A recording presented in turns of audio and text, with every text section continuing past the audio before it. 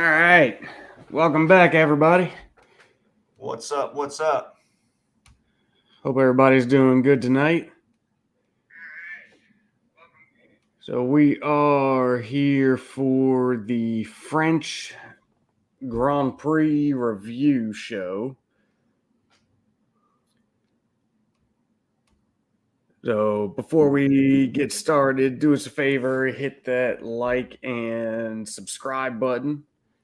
And while you're hanging out with us, go find us on social media, Facebook, Instagram, Twitter, all that good stuff.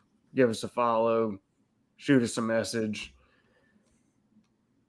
Be happy to hear from you. Thoughts, comments, concerns, ideas. We're all in for it. Yeah, bring it on. What is up, Twan? Twan, what's up, man? Good to see you. All right. France 2022 done in the books. Quite interesting. Quite interesting race. We got a lot to get into tonight.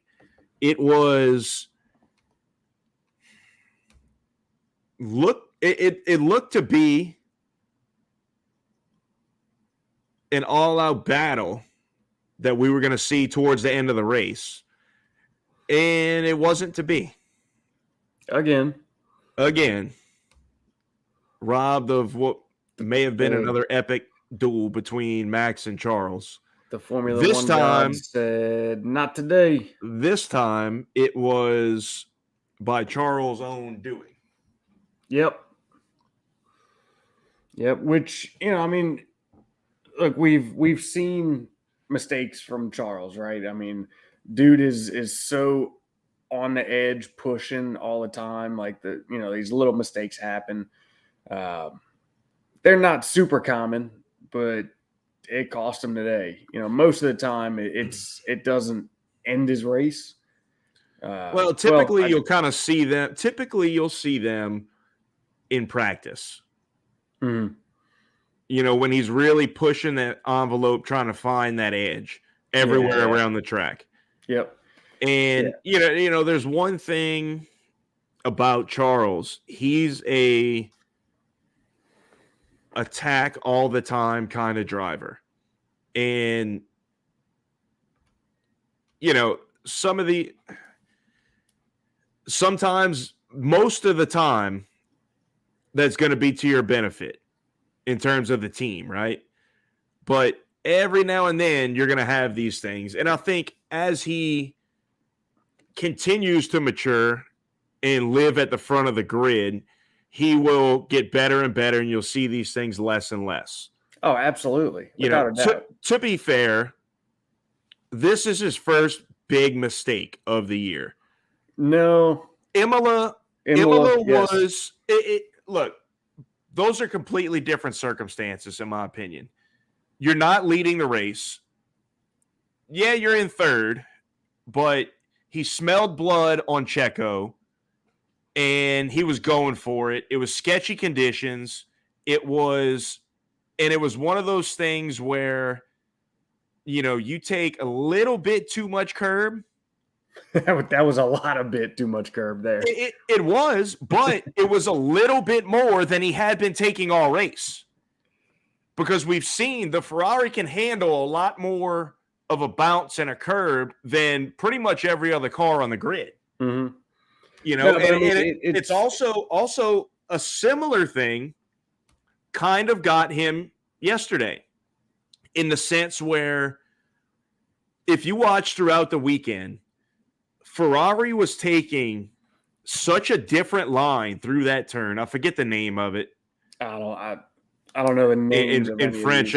Those are hard for me to follow, but it was one of those long radius, essentially a hairpin, but a very long radius turn, where you go wide and then you late apex it.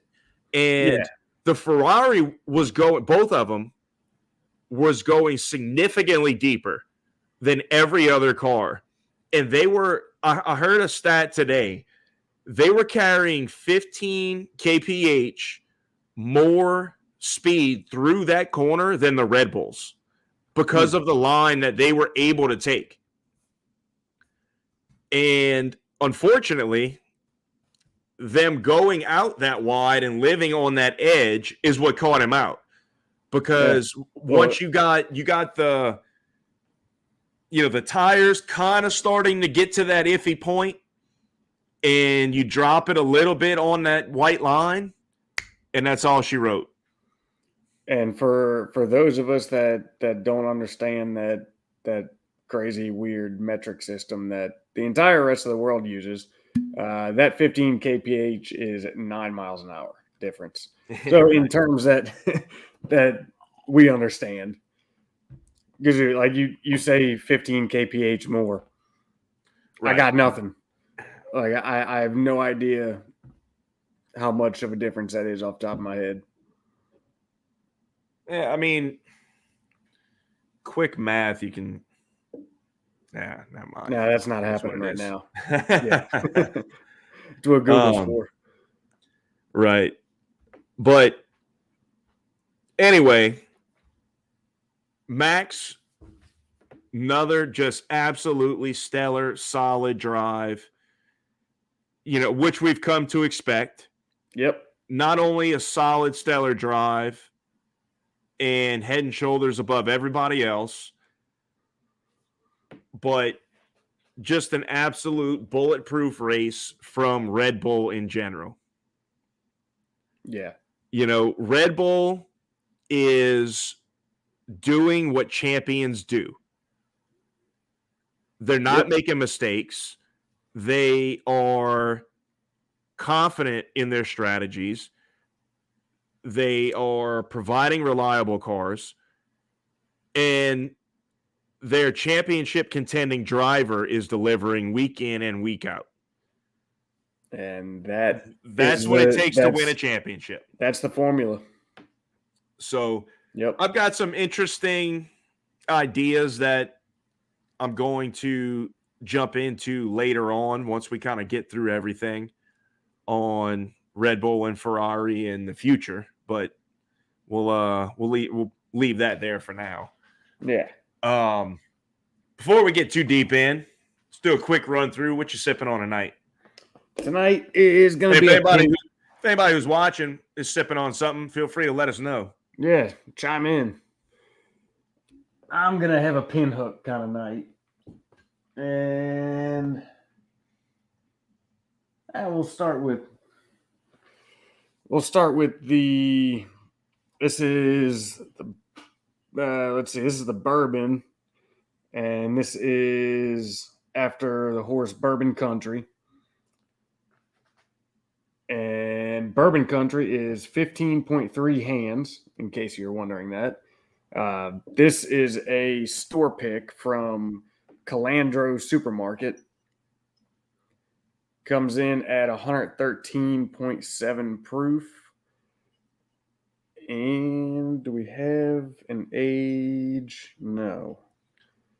That's a banger. We do not have an age. It is absolutely fantastic. You can see right back there that other yellow top is a unopened one of these. Might be That's how good this is. We might. We might just have to do that because, man, I was nursing this one for quite some time till I got that replacement. And I really hadn't gone back into this one and killed it. So that might just happen tonight. Yeah. I think we're going to get a bottle kill. Live bottle kill. There we go. I don't think we've had too many of those so far. No, I don't think we have. So, yeah, and then we'll follow that up. I'll do a quick overview on them when I get into those other two pin hooks. Sweet. Twan, you are correct. Ferrari is a complete shit show right now. Mm-hmm. I am going with a Booker's. This is the 2021 number 2 batch called the tag-along batch. It is 63.95%, 127.9 proof. Going a little hot tonight. Yep. This is one that we opened and dove into in Tennessee this year. And if I recall correctly, the nose was absolutely fantastic and the palate left a lot to be desired. Yeah, which was the exact opposite from my Booker's 2021 batch 3. Right. The nose was lacking, but the palate was awesome. Yes. So I have not been back into this bottle since then. So we'll see what kind of changes we've got here. If we got anything good, I'll let y'all know in a little bit. It's quite possible. I mean, a lot of them typically, especially most of this high proof bourbon. Yeah, they'll open up once it gets open air in that bottle. You kind of get it around this shoulder area here of the bottle. They'll tend to change quite a bit. Mm-hmm. Typically, you'll see a lot more flavors come through.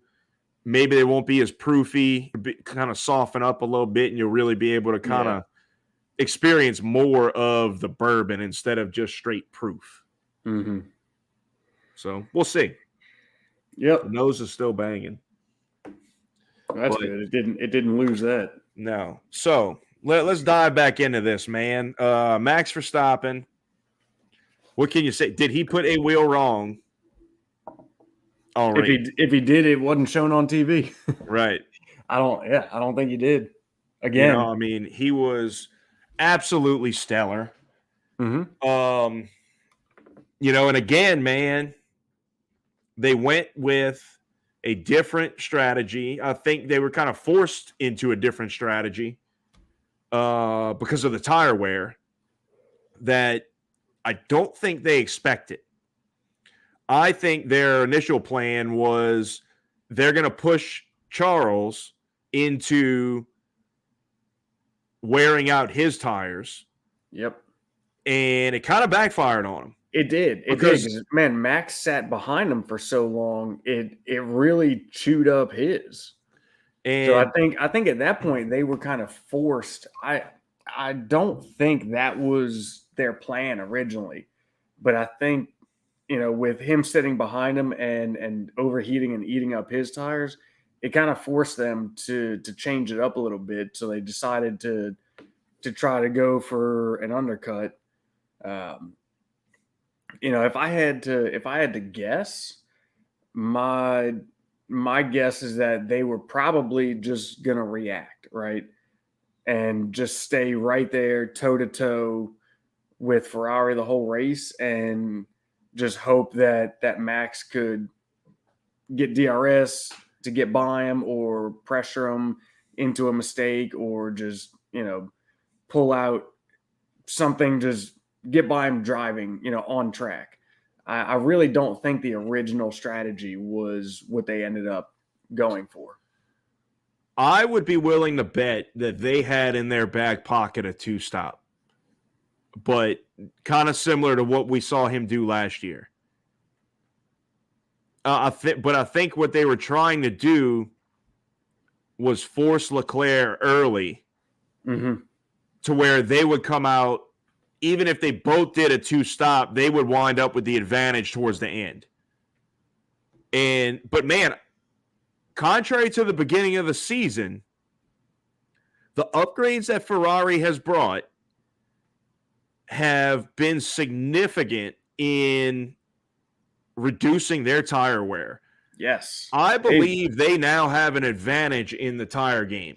They've made huge strides over the course of the season as far as the tire deg goes. Absolutely. Especially at a track where you have a good bit, a higher deg track. It's not something that was their strong suit for a while, really, for quite a few years, but it looks to be that their recent upgrades have absolutely flipped the script on that. They have 100%. And it's really interesting because from all accounts, over the past month and a half, 2 months, it looks like Ferrari has the fastest car. Quality, race, all of it. Mm-hmm. And they can just not get out of their own way. Right. Yep. That's like we talked about before. That's the kind of shit that's going to lose you a championship. I believe it's already lost in this championship. The amount of points that they have just hemorrhaged on their own is staggering. Mm-hmm. I believe that was Leclerc's third retirement from the lead of a race. Yeah. And another add to the growing list of Max Verstappen wins off of Charles Leclerc poles. Well, look, not even that. How about just not – you can add – okay, you got 3 retirements from the lead, and you've got 2 where he finished but should have won had it not been for ridiculous strategy calls in Silverstone and Monaco. Mm-hmm. So that's 5 races. Yeah. Where, okay, Baku wasn't a surefire win. Barcelona was. Mm-hmm. And this one, we don't know, but it was looking very likely. It was looking likely because it was the possibility was 100%. The way the tire deal was shaping up was he was going to have a significant advantage. He was going to have about a 6 or 7 lap advantage if they'd have both stuck with the what looked to one be stop strategy. Right. Now, had that gap happened, there's a good chance Red Bull might have tried to flip the script on him and stick a 2-stop strategy in there. Yeah. But because the interesting thing would have been is Max brought 2 sets of hards and 1 set of mediums into this race. Charles had 2 sets of mediums and 1 set of hards. Yes. So if they would have done that, and Ferrari just covers, in my opinion, the scale just tilts. Yeah. So the way it was starting to look was Max was going to get the undercut. Oh, right? For sure. He would have. Whenever Charles would have pitted, Max would have come out in front. Yeah.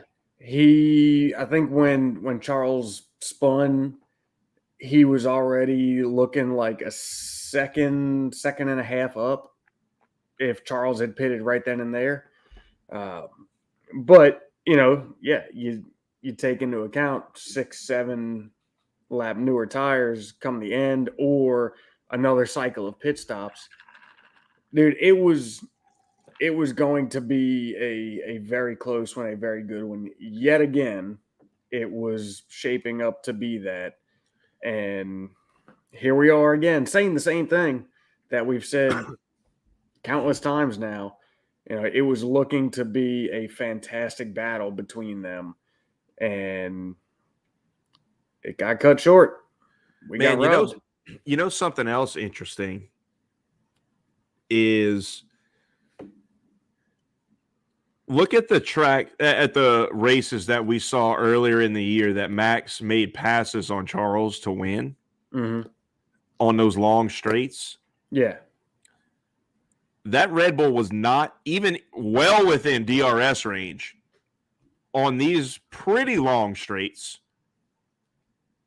That Red Bull was not able to close down the Ferrari like it had been. Nope. And that's a little insight to my theory later on.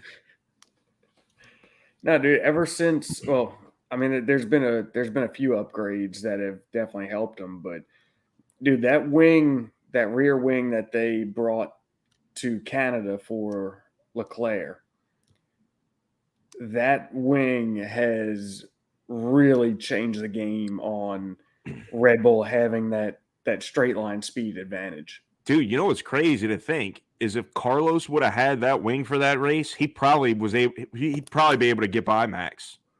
Oh, I think he absolutely would have. Yeah. Well, and Charles wasn't actually going to have that wing, but what was it? Like it happened to show up early or something? No, they only had one ready. I thought it was something like they didn't have it. It was getting sent to them because after where'd they go after Canada? They went to Silverstone. Silverstone. So I want to say I remember it hearing like it was being shipped to them and they were going to take it to Silverstone, but it got there early or something. So they decided to go ahead and throw it on for Charles. I don't know. Yeah. I don't recall that. It don't matter. It wound up showing up there. Yeah. Yeah. So, I mean, yeah, who knows? No telling. But again, yeah, another good weekend for Red Bull. Another 25 points up for Max.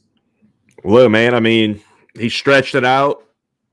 I think we're looking at our back-to-back champion. I'm not ready to I know it's early. It's early. And all kinds of things could happen, right? I mean, we could have tons of things happen here. Mm-hmm. However, by Red Bull and Max Verstappen's track record over the last 2 years, or say year and a half, 21 and 22, it is highly unlikely that they are going to forfeit this lead. Mm-hmm. Just because what they've shown and their ability to have major issues, have problems, and resolve them quickly, like we saw in the beginning of the season. And Max has shown how much he's grown as a driver and doesn't crash. Right. You know, I mean, and look, Max is the same style of driver as Charles. Always on the attack, always just kind of on that limit, right? But I think what you've seen is Max learned how to live at the front and live on that edge. And he's got 3 more seasons. Mm-hmm. 3 more seasons under his belt than Charles.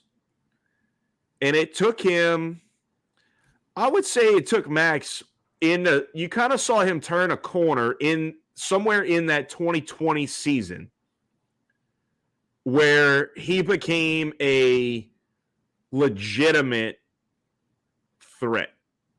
And that all goes hand in hand with not only your driving skills, but applying those skills in a car that's championship level.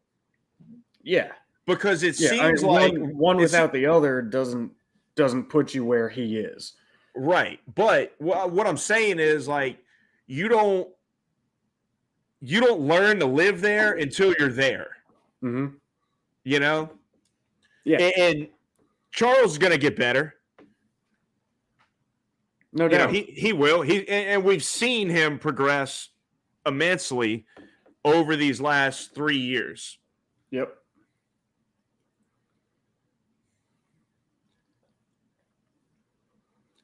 Tuan, I think you're right. I think that Ferrari, I was going to get into this later, but we'll just jump into it here. I think if Ferrari wants to be serious contenders in the championship, they need an overhaul of their strategy department this offseason. Yes. Maybe even mid-season, and just let them cut their teeth at the back end of this season because it can't be any freaking worse. Man, because look, man, they didn't do anything to offset Charles' strategy this week, but I think they shit the bed with Carlos. So I've got varying opinions on what they did with Carlos. The first being, if they left him out, was he really going to be able to stretch the gap? Was it actually going to happen? It's quite possible. It is entirely possible that he did. But the thing is, even if he doesn't, he winds up in the same place. And he winds up there without stealing the fast lap point away. So, that's not the other part of it. Not necessarily. Because when he got past, he still had good grip left in those medium tires. And he may have even had the fastest lap at that point. To which it's probably not going to get stolen. If you can set it one or two more times, it's probably not going to get taken from you. Because Max is out front. He's not going to risk taking that because he's just cruising. Because he pitted so early that he's not going to risk that. And just to make sure his tires get to the end. No, Max. Let's see. Wait, hang on. But either way,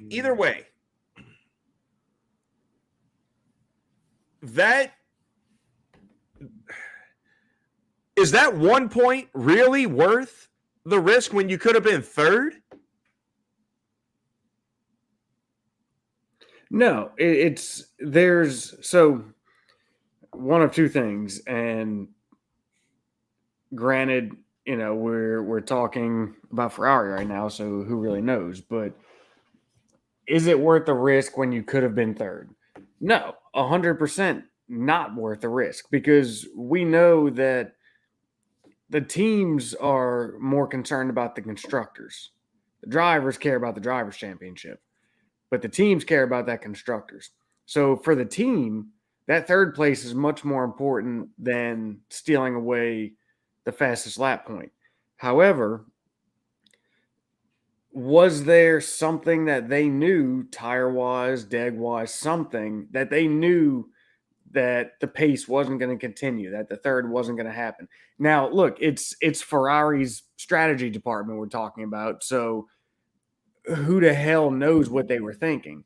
I'm just saying, I'm not saying I believe either or. Like, I'm just saying that I see a couple different sides here that maybe they were thinking this, or it could have been that.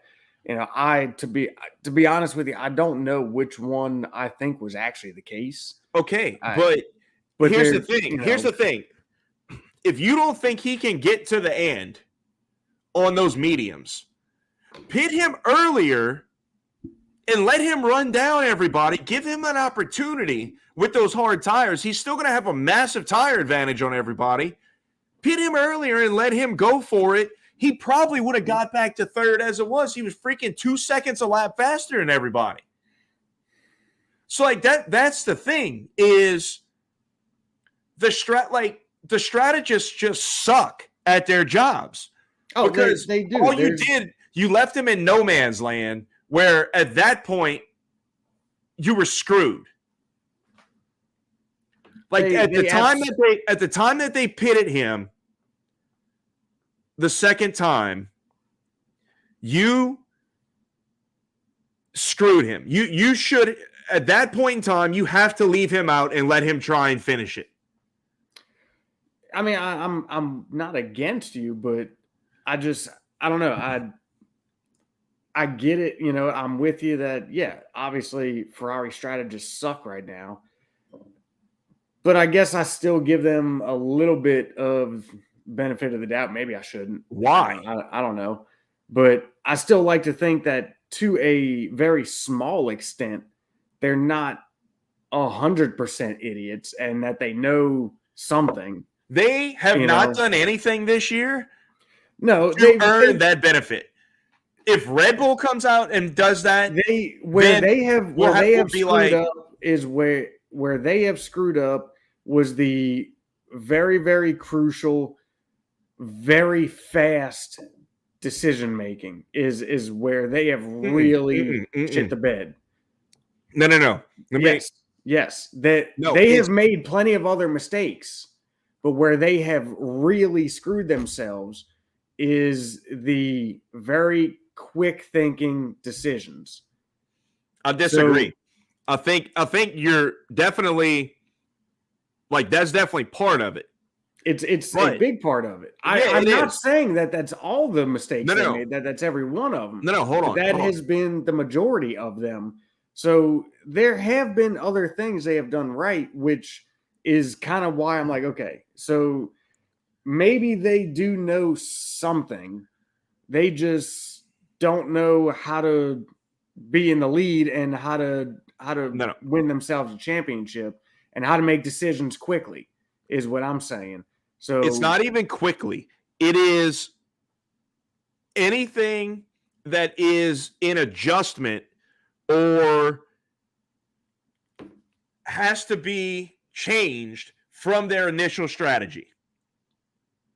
It doesn't even have Carlos's deal wasn't a quick decision. I know. I wasn't saying his was. It was clear when he had to pit because of the safety car on the hard tires going on to the medium. Like the original plan was obviously he was going to go long, right? You start on the hard, you go long, you finish strong on the mediums. Yep. That's out the window because you got a safety car and you'll get absolutely destroyed if you don't do it. Yep. So you have to pit. So at that point in time, you have 2 mediums left. Go and flip to a 2-stop strategy right there. Let him burn up those mediums going hard, making up as much time as he can, and add that other pit stop in there and finish on another fresh set of mediums. Why would you? You're going against everybody else that's going to try and make it a one-stop race who's going onto the hard tire. What makes you think you will have a competitive advantage at any point in the last quarter of that race?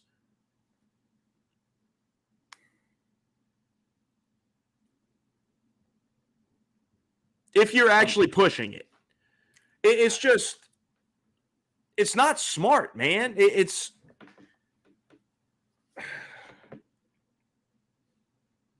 child's play, bro.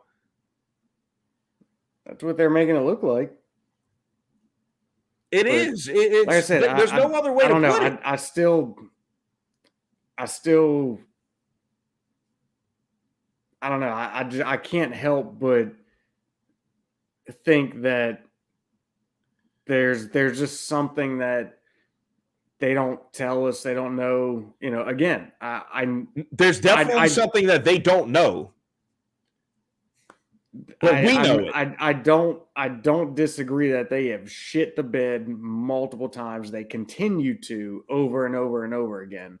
But you know, I don't know. With some of the decisions, I see multiple sides of it. I see both ways. You know, I see it as why the hell didn't they do this? But then I kind of flip to the other side and I can say, okay, maybe I could understand if they were going for this. You looking through them red lenses way too hard, bro. It's like I see both sides of it. I mean, clearly, the decision that they make is always the wrong one here lately. But you know, I don't know. All right. Well, anyway, let's move it into to put a button on that. Carlos drove an incredible weekend. Came from 19th, 20th. He was last. He was dead last. Yeah. But either way, he started last, ran a good, clean race, but his pace all weekend. No, he was 19th. Was he? He was on the left side of the grid. He was 19th. Whatever. Okay, 19th.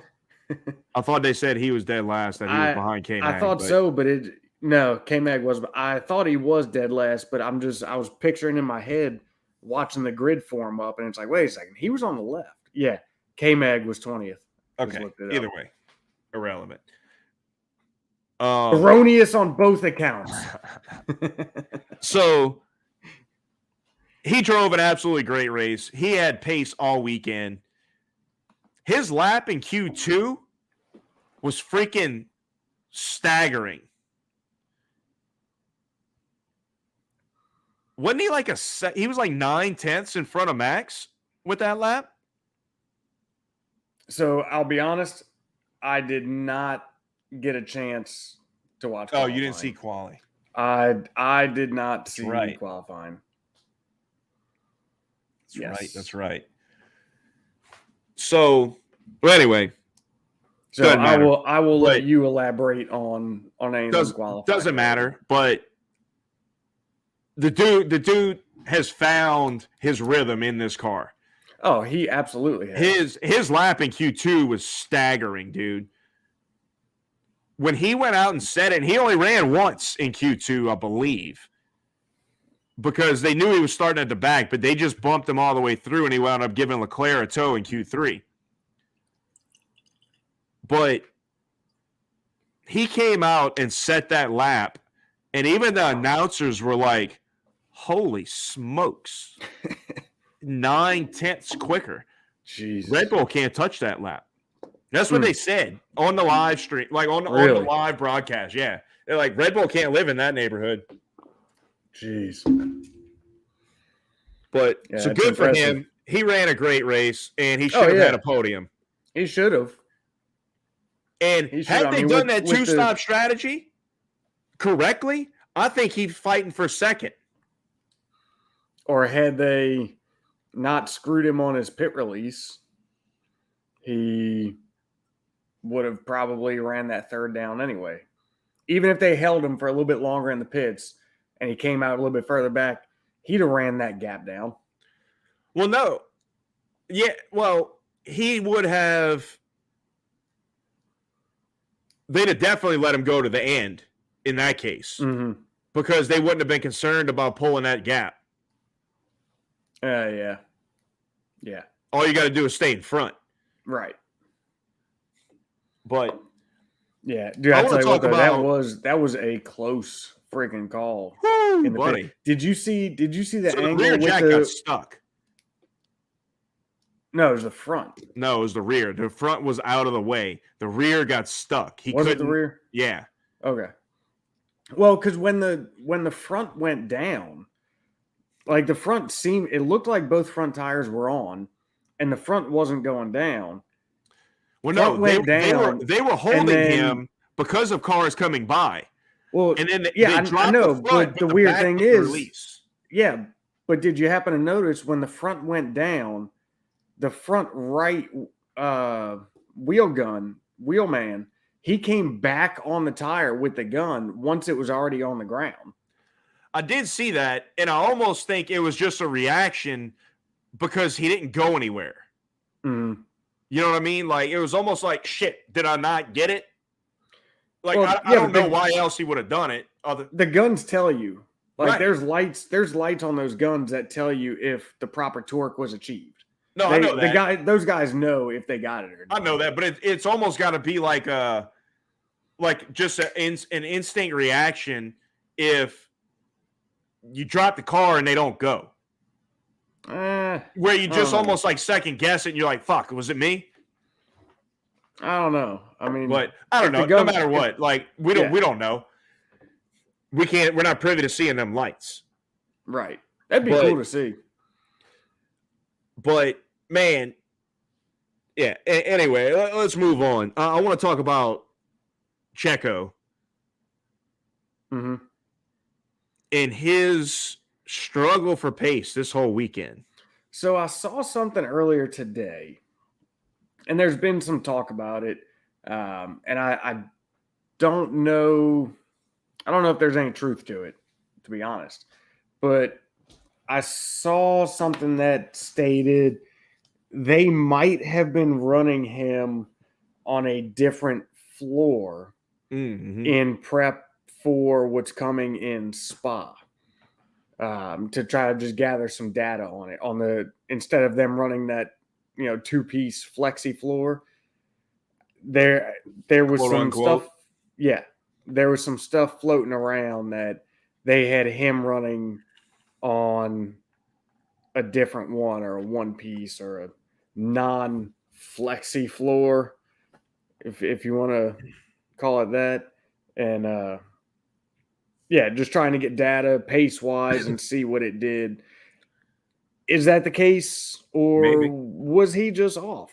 Because dude, we've seen where he can be right up there at the front on pace, but we've also seen where he sometimes just isn't there, flat out just not there, not for any reason other than he just doesn't have it that weekend, So it seems to me that Max figured out this car, or let me rephrase that. It seems to me that this new car was not really to Max's liking right out the gate. No, it wasn't. It was much more. It was much more. It's not understeery. It's just less oversteery than Max tends to like. But it was more to Checo's liking right out the gate. Yep. And then you saw Checo just kind of what with Max from time to time, which you never saw last year. But as we're getting into development of this car, upgrades are coming. Max has more seat time. You're kind of starting to see things separate. Yeah. That's what I think. I don't think Checo's doing anything different. I don't think he's losing pace. But I think Red Bull is a Max-centric team, period. Yeah. So if no Max question about says it. this car needs to be a certain way, that's the direction they're going to go.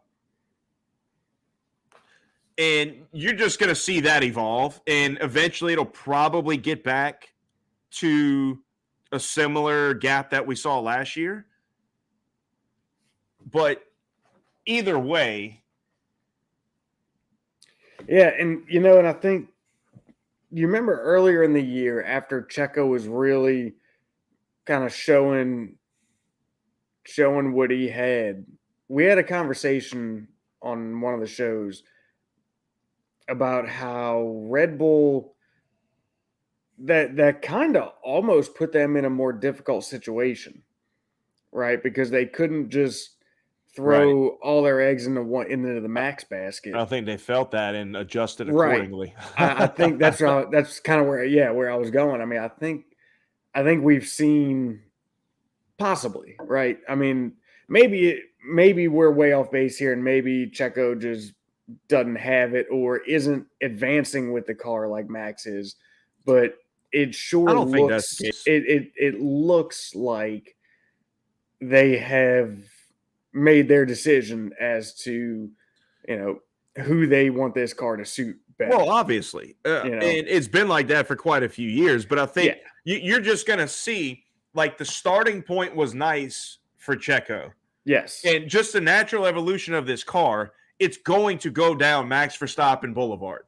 Yes, that's just what it's going to be. Yep. And sorry for Checo, but it is what it is. And you know what? I want to retract my previous statement. I don't think you'll see the separation that you did last year. I don't think it'll get to that point. But I still think it may continue to grow a little bit, because there was some times last year where he was getting lapped by Max. Right.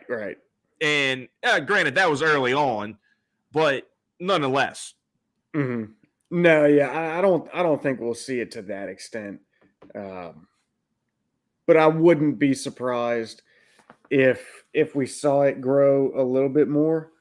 Uh, or, I mean, yeah, we know the style of car Checo prefers. Maybe he can work on adapting his style to the car, and maybe he can pick some more pace up. You would say yes, but at this point in his career, like how much adaptation is still there? You know what I mean? Like he's developed his style in such a way, and he's been in F1 for so long. Like, I don't know how much you kind of seeing the same thing with Danny Rick. Like, you can adapt somewhat, but your style is your style. You're not going to change you can adapt your style within your style. You're not going to completely change your style. Right, exactly. So, it's just going to have to be one of those things where you deal with it, because Max Verstappen is going to be our guy who goes for the championship. Yeah. We paid him more money than anybody else. And is he higher paid than Hamilton now? I don't think so. And if not, it's what and what. Yeah. If Max is not the guy, well then don't you worry. Or Yoss the boss is gonna let you know about it. No doubt. All right. Well, let's get into Mercedes. Speaking of Hamilton, with a second place, followed by his teammate, George Russell, in third place. Nice points all and double podium for Mercedes. And dude, I mean, they are consistently the third fastest team, and it's not even close. Yeah, it's not debatable. And right, so not to cut you off, but just info on the previous statement. So Max's salary is in the region of 40 to 50 million. I mean, that's a hell of a gap you got there. Yeah, I know, right? And Lewis, I can live on that discrepancy. Yeah, no kidding, huh? Lewis is at 40 million. Yeah, Twan said Hamilton and Max are both at 40 million. Yeah, so, yep. All right, as you were. Now that I completely derailed that thought train.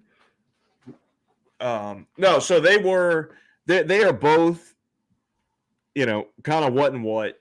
In all honesty, it's kind of been evident flowing throughout the season. Mm-hmm. Hamilton caught some shit luck earlier on in the season. Russell's kind of catching it recently. Some of it is by his own doing, but they are clearly the third fastest team. Oh, yeah. They are still a long ways off from the front. Yes. And I know a lot of people are saying, like, oh, Hamilton was only 10 seconds behind Max at the end of the race. One, you had a safety car period. Safety car. And there was a VSC. Two, you had a VSC. And three, Max was so comfortable, there was no reason to push. Yep. Once you got to a certain point. Yeah. That gap could have easily been 30 seconds. Easily. Oh, yeah. Even with the safety car. Yeah. Oh, he could have easily stretched that. And you were a second off of the pace in qualifying. Yep. That was kind of an area where we had seen them gaining some ground. Their race pace has typically been a lot better than their quali pace. Mm-hmm. And recently, we've seen their quali pace start to improve. It's picked up a little bit. They were kind of getting around that half-second range. Yep. Which, at the beginning of the season, it was at a second. Mm-hmm. Or maybe like 8.5 tenths. 8 tenths to a second. Yeah. And all of a sudden now, this race, you go back 4.5 tenths from kind of where you had made up ground to. Yeah. I mean, you're getting better, but you're not getting better. Like clearly we've seen them make strides because they really don't have that much of a porpoising issue anymore. Right. They got better in one area, but fell back in another. So it was kind of a wash. You're still in the same spot. They've got serious straight line issues, and they still got some pretty severe rear end stability issues. Yeah. Which those straight line issues do kind of play into the thought that maybe Checo was on that different floor. Only because regardless of Checo's overall pace, even if his mid-corner pace was off, right? So therefore he's not getting the exit. He's not achieving the maximum top speed that he should with a good exit onto a straight. That Red Bull previously, even so, it would have had enough to run down the Mercedes. It would have ate up that Mercedes once it got in DRS. Right. It would have ate it up. Mm-hmm. And he wasn't doing that. No. So, there are a few things that do kind of play into that theory. Yeah, I could agree with that.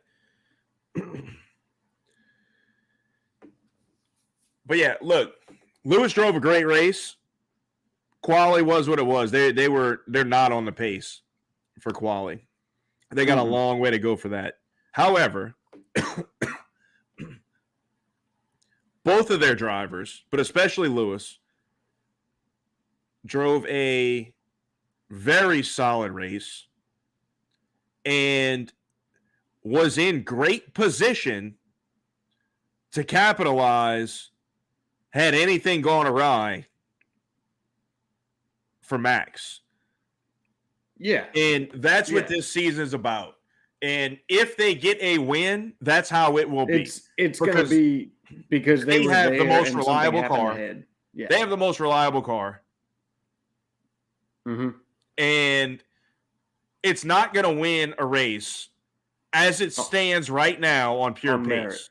Yeah, it's However, they are far enough clear of everybody behind them that in the event you have a race like this where Checo's not particularly on the pace, Carlos is starting from the back, say Charles doesn't spin it out, right? And him and Max are battling it tooth and nail to the end.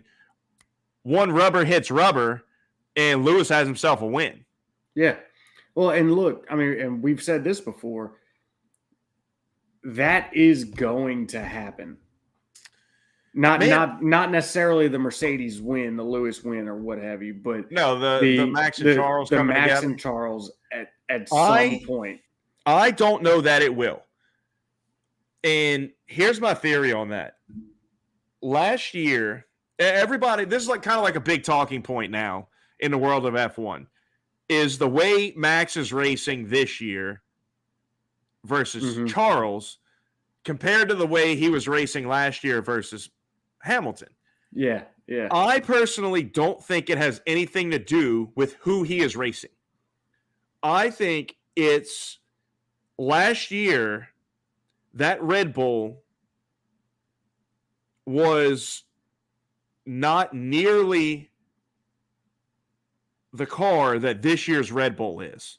Mm-hmm. The only way for Max to run that car last year was on the absolute limit and seize every gap and every opportunity that presented itself.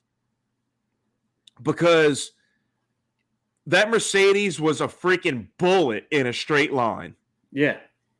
As good as that Red Bull looked with Max behind the wheel, it looked that way because Max was behind the wheel. Right. And I'm telling you, I think the only shot he had at winning that championship was if he literally went for every single opportunity that presented itself, because there might not be another one in that race. Mm-hmm. And if that means throwing a dart up the inside, if that means, maybe getting a little testy and testing the limits because the stewards are so freaking inconsistent on what they do, maybe we're going to make them make a decision. Yeah. And I think that was the only way to do it and have a shot at winning last year and winning the title. This year, that's not the case. This year, that Red Bull and that Ferrari are so evenly matched, you can play the games. You can play the, let me set him up, fake him out, and then go for it. Mm-hmm. Whereas last year, if Lewis left the door open by accident and maybe got a little complacent in a corner because he didn't think you were going to go for it, you had to go for it. Max was sending it in. Right. And I don't that's not the case this year. You don't have to play like that. And I think that's what the difference is. It's not – everybody wants to make it look like – look, obviously Christian and Toto have their own thing. Oh, yeah. And at this point, I don't think Max and Lewis particularly care for each other. But I think that was kind of because of the way last year ended. Oh, it has a ton to do with the way last year ended. To be fair to Max, controversy aside, on that last lap in Abu Dhabi, where Max made that pass, what the hell was Lewis doing like a football field away from the apex? Who in their right mind wouldn't go for that gap? Right. I mean, for real, I don't even think Max was planning on making his attack there. I think it was going to be after the next straight. Mm-hmm. And then you see, you see that gap. You see that, and you're like, well, okay. Yeah. Thank you very much. Yeah. But anyway, I think that's the difference, what you see between the two seasons. Max is a lot more confident in the ability and the pace of this car relative to his competition. Yeah, I agree with that completely. I do think we are going to get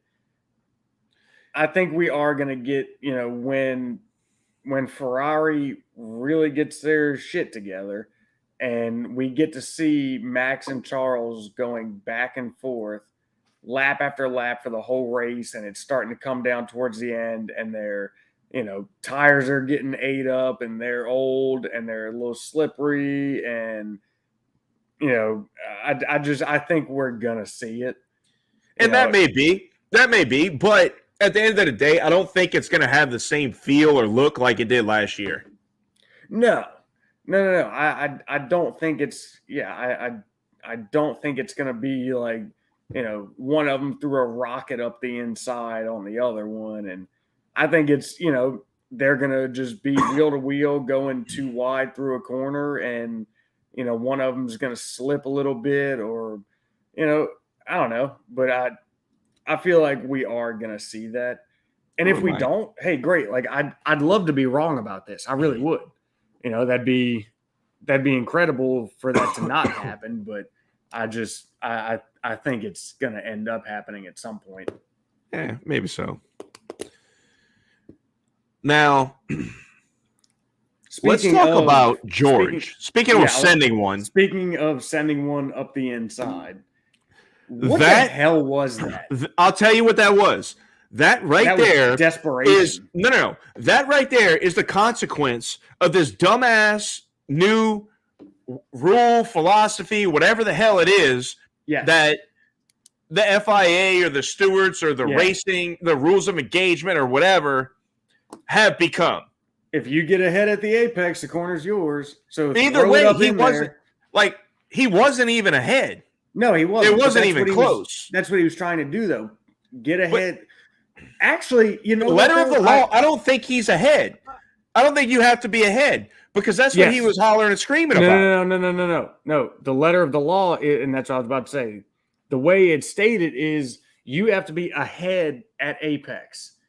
But that doesn't mean you have to hit the apex first, even if he gave you room. You have to be ahead at the apex. Now, I don't think that George had that in his head, because yes, we heard him talking about my front wheels were at his rear.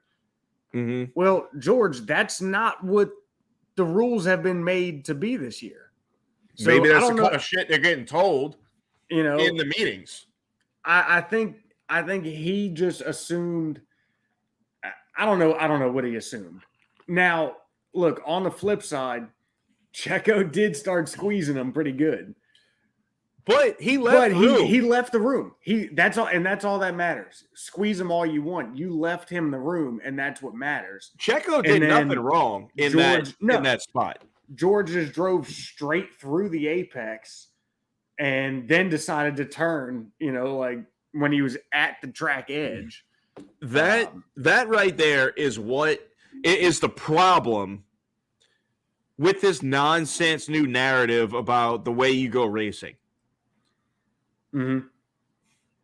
We've seen it rear its head a few times. This is the first time it really showed itself in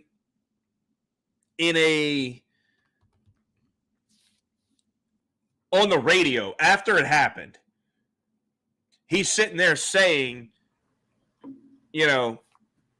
the rules say that was my corner. Checo's got to get a penalty. Mm-hmm. So I don't like it.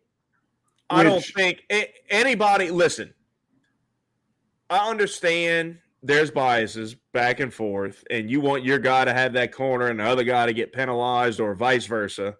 Mm-hmm. If both of those cars were gray and not Mercedes gray, just dark gray. Right. With no livery on them. Same color. You saw that move, you can't tell me that you're like, oh, yeah, he had him there. Yep. I mean, it's just that's not the place to send one like that. No, absolutely. Well, nowhere is the place to send one like that. Well, I mean, like, even still, like, it's a 90-degree corner. I get it if, maybe like a higher speed corner where it's not as where Checo doesn't have to come straight across. The exit opens up. Right. Yeah. Where Checo doesn't have to come straight across. Where when he leaves room, there's room for you both to just kind of continue out. Mm-hmm. Checo can't do that on that turn. Like he can't. Well, and dude, when he decided to send it, like at that point, Checo's already committed. His braking, he's already decided his entry into that corner, right? He's already turning in.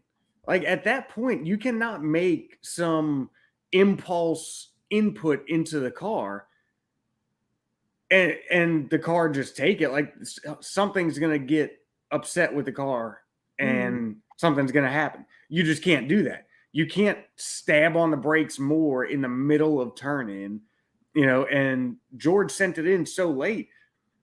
Dude, I mean, he's very lucky that he was able to avoid, that Checo was able to avoid that contact. Because that almost took both of them out. Yeah. I kind of can't believe it didn't take at least one of them. Like a puncture or a wing or something. Yeah. Yeah. Yeah. I mean, I would say kudos to Checo on that one for his reaction to just bail into that little escape road, in the blink of an eye. It would have been easy just to keep on rolling it through that turn. Yeah. Yeah. Yeah, I mean, look, man, I guess I kind of get George they're kind of, it was kind of like the whole thing a couple weeks ago with the qualifying incidents, right? Like they smelt a little bit of blood where they thought they were getting there with the pace, even though like it was just Q2. And then they really went for it, but the car is not capable of living there, right? Yeah. So they both wound up throwing it off because they thought they were legit in the running to grab pole or really stick it up there. And then, you know, the Ferraris and the Red Bulls really turn it up and you're really not there. Right. But this was the thing where you're actually racing with the Red Bull, which you really haven't had the opportunity to do much of this year. And we got a legit shot, and I'm going to send one. So, man, here's one thing I've wondered, right? So, on the topic of this new rules of engagement, if you will, from the FIA, from the stewards, from race director, whoever it's ultimately coming down from. I mean, so the drivers know, right? And this is what we talked about briefly at the beginning of this, that the new rules that are in place of if you're ahead at the apex, the corner's yours. And the other person just has to give way. So it causes people to just throw it in there and launch one just to get ahead at the apex, no matter how risky it is. At what point, I mean, are these guys really okay with that? Like, as a racing driver, you know, for them to just put all these years of racing that they have under their belt to just throw that out the window, because if you take away this directive from whoever, I honestly don't think he would have went for that, you know. But I mean, are they really able to just turn all that logic off? Because I'd like to think if it was me, like, and I'm George coming into that turn, like I'm assessing the situation, saying there's no way I'm going to make this stick without taking one or both of us out, right? Right. Oh, but the 100%. Stewards say I can do it, so I'm going to send it anyway. Like, it's weird, man. Like, it's like, did you not think you were going to get by him? Like, maybe that's one of those things where you don't think you can get by him, so maybe you try and use that rule to your advantage where you send it and they give him a penalty. Yeah, I mean, I just find it. Is that where we're at?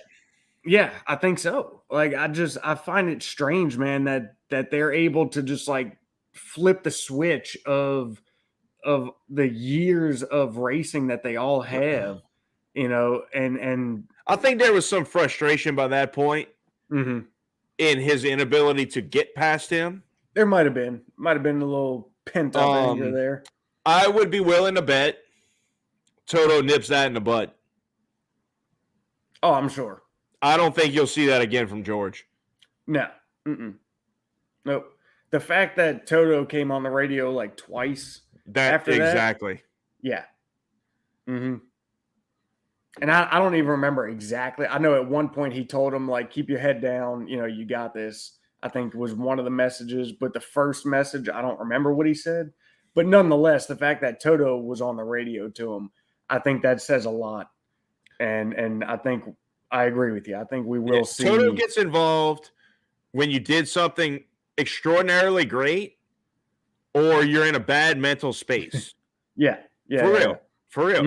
Earlier in the year in Barcelona, when Lewis got into trouble early, had to go change his wing, was dead last, and was going around, barely pushing it, and was like, man, what are we doing? Let's save the engine. Let's pack it in. Let's retire. Yeah. Toto got on the radio and was like, we still think a podium is on the table. Get to it. Yep. Or we think fourth is possible or whatever it was. You know what I mean? Yeah. Like, Yeah, whatever it was. And he was like, get to it. And what did he do? Yes, sir. Yeah. Uh-huh. You know, that's one thing. And Lewis has been there longer. Like, he knows. If Toto comes on the radio, that's significant. Like, he means business. I don't want this conversation afterwards if I don't change my tune. Exactly. Mm-hmm. That's kind of like oh shit, the boss heard me say that. Yeah.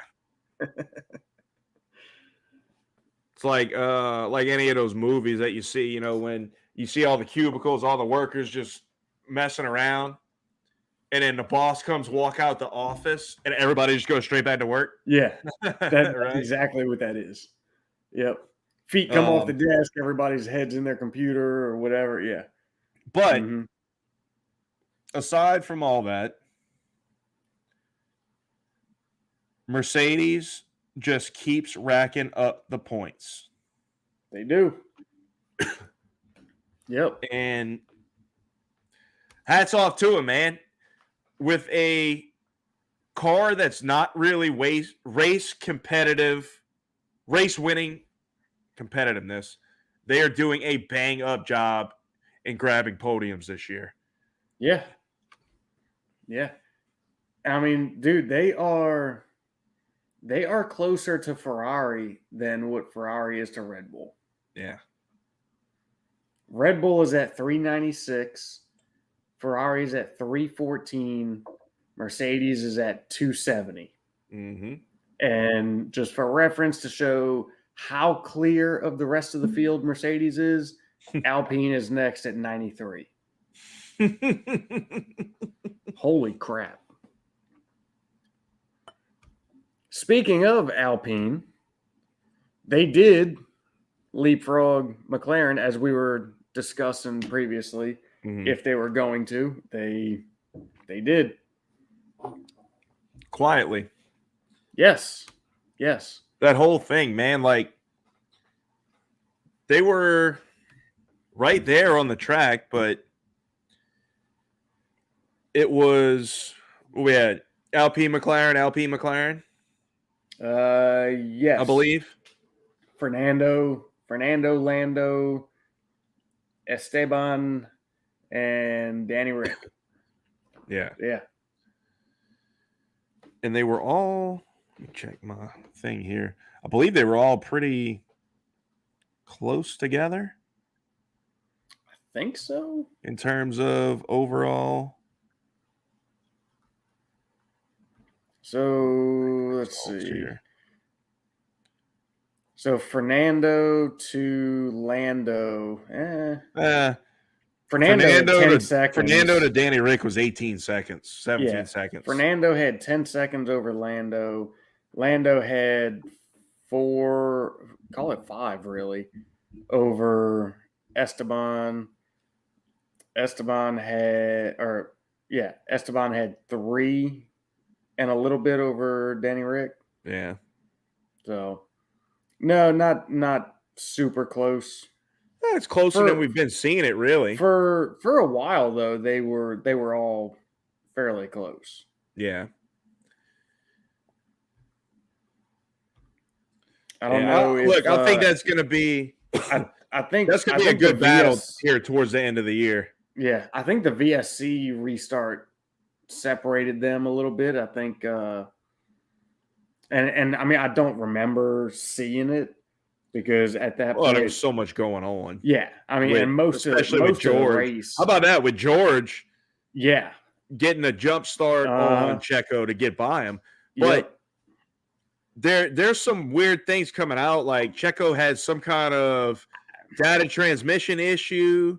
I've heard that. Yeah, on his steering wheel where it wasn't giving him the deltas that he had to meet, so he was really slowing down because. And then like with a countdown to going green or something. Well, they had the original hardware system. Yeah, the original hardware failed, so it went to the backup. So that initiated a restart of the countdown because normally that's right. There's once you see VSC ending, there's a 15-second window when it has to restart, when it's going to go green at some random point inside of that window. Yeah. And when that happened, when the first software failed, the second one kicked in. So it wound up having a VSC ending message for almost a minute. Mm-hmm. So it kind of threw everything off. But supposedly what we're hearing is that Checo wasn't getting the deltas that he was supposed to be meeting. And he kind of freaked out a little bit and slowed it down as to not get a penalty. Right. Because they don't know what's going on. They don't know they're having a system malfunction. Mm-hmm. And, whatever. It went green. Russell got the message and jumped him. Yeah. And he was just on it. I mean, he got him. Yeah, Checo was just sleeping there. I don't think he was sleeping. No, he wasn't. He was having some kind of issue with the whole thing. But right. Yeah. But whatever happened, it was strange. But Russell got him. Yeah. All right. So, do I just continue and just kill this bottle, or do I just go ahead and move on to the other pinhook? Kill it. All right.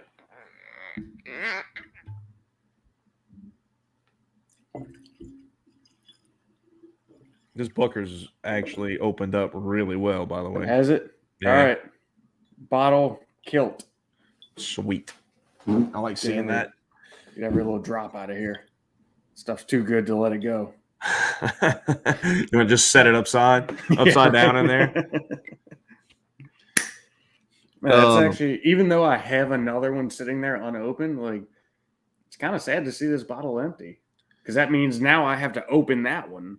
I think that was one of your first store picks, I believe, that you really were like, holy smokes, store picks can be unbelievably better than regular. No. I got you that one early on in your bourbon. You might have. You've been having that bottle for a long time. It's been a while, yeah. Because it's so damn good, so I've nursed it. I know. For so long. Once I got that backup, when this bottle started disappearing pretty quick. Yeah. So look, Alpine, it's going to be a great battle with McLaren throughout the rest of the year, I feel like.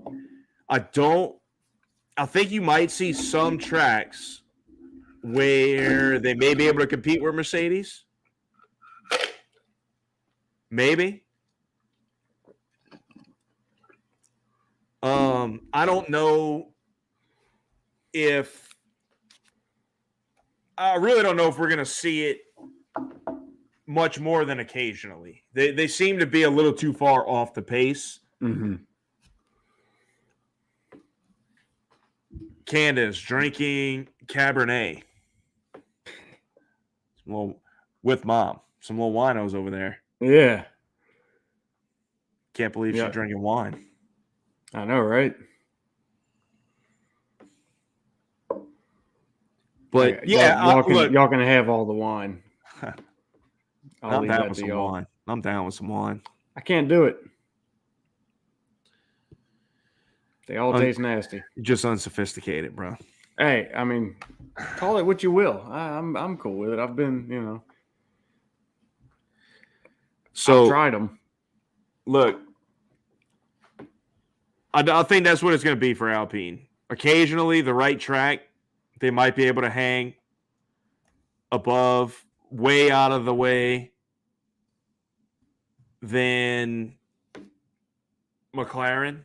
But I think most of it will be kind of in that neighborhood. And also, it kind of all depends on McLaren too, because we've seen them really, really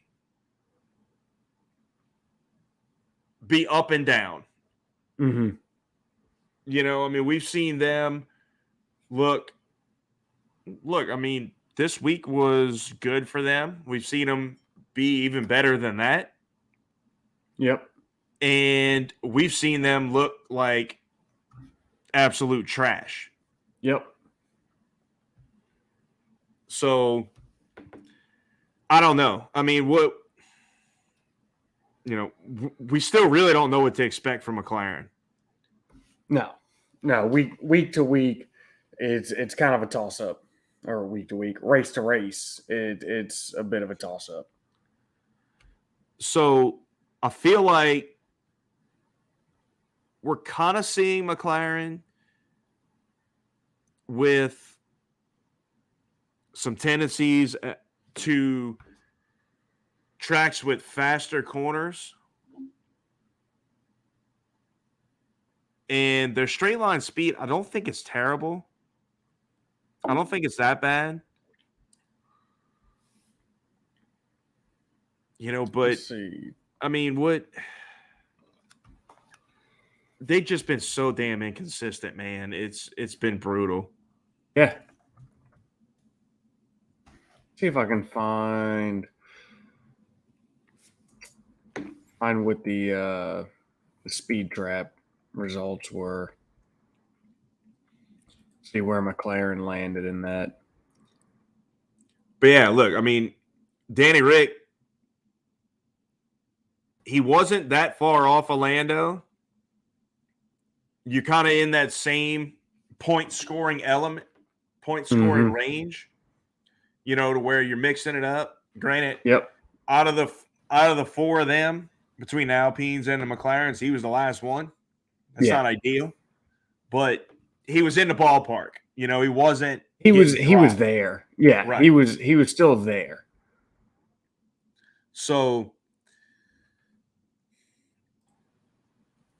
I mean that's better than it has been. Yes. Let's see if they can keep that going. I'd love to see those two teams just continue to duke it out for the rest of the season. I think it'd be awesome. Oh yeah. Well, I mean, it's like it was, be like last year, McLaren and Ferrari back and forth. Right. Except, like we said before, last year with McLaren and Ferrari, the track dependent issues were so extraordinarily different. You never saw them together on track. Right. The McLarens were unbelievable in a straight line and on the high-speed tracks. Mm-hmm. And the Ferraris, if it came to downforce, they were going to destroy you. Yep. So, let's see. Does this have the race on it? No. So, qualifying speeds. Well, that's what you want because the race can be affected by having a slipstream and all that. Right. Well, and you can get that in qualifying, but it's less likely. It's just not as common. Right. So max. So looking at finish line speed, not the speed trap. Looking at finish line. Okay. Max at 305.6, Checo 304.3, Albon at 302.9. Then Hamilton, Latifi, Alonso, Leclerc, Sainz. Then there's a McLaren. And then Gasly, K-Mag, Russell. That's at the finish line. Right. So that might not mean top end necessarily. That just means they're not getting there quick. Right. So let's look at the speed trap. And you go Checo at 339.9. I saw that when he did. That was Max at 339.8.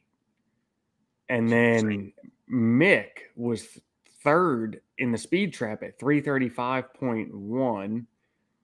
Third, and he's 4 kph down, almost 5. Yep. Then Yuki, K-Mag, Leclerc, Albon, Latifi, Russell, Alonso, Gasly, Ocon, Sainz. Then there's a McLaren. Both McLarens, actually. Ricardo, Lando, Joe, Vettel, Bottas, Hamilton, Stroll. Dude, Lewis was second to last in the speed trap in qualifying. Not good.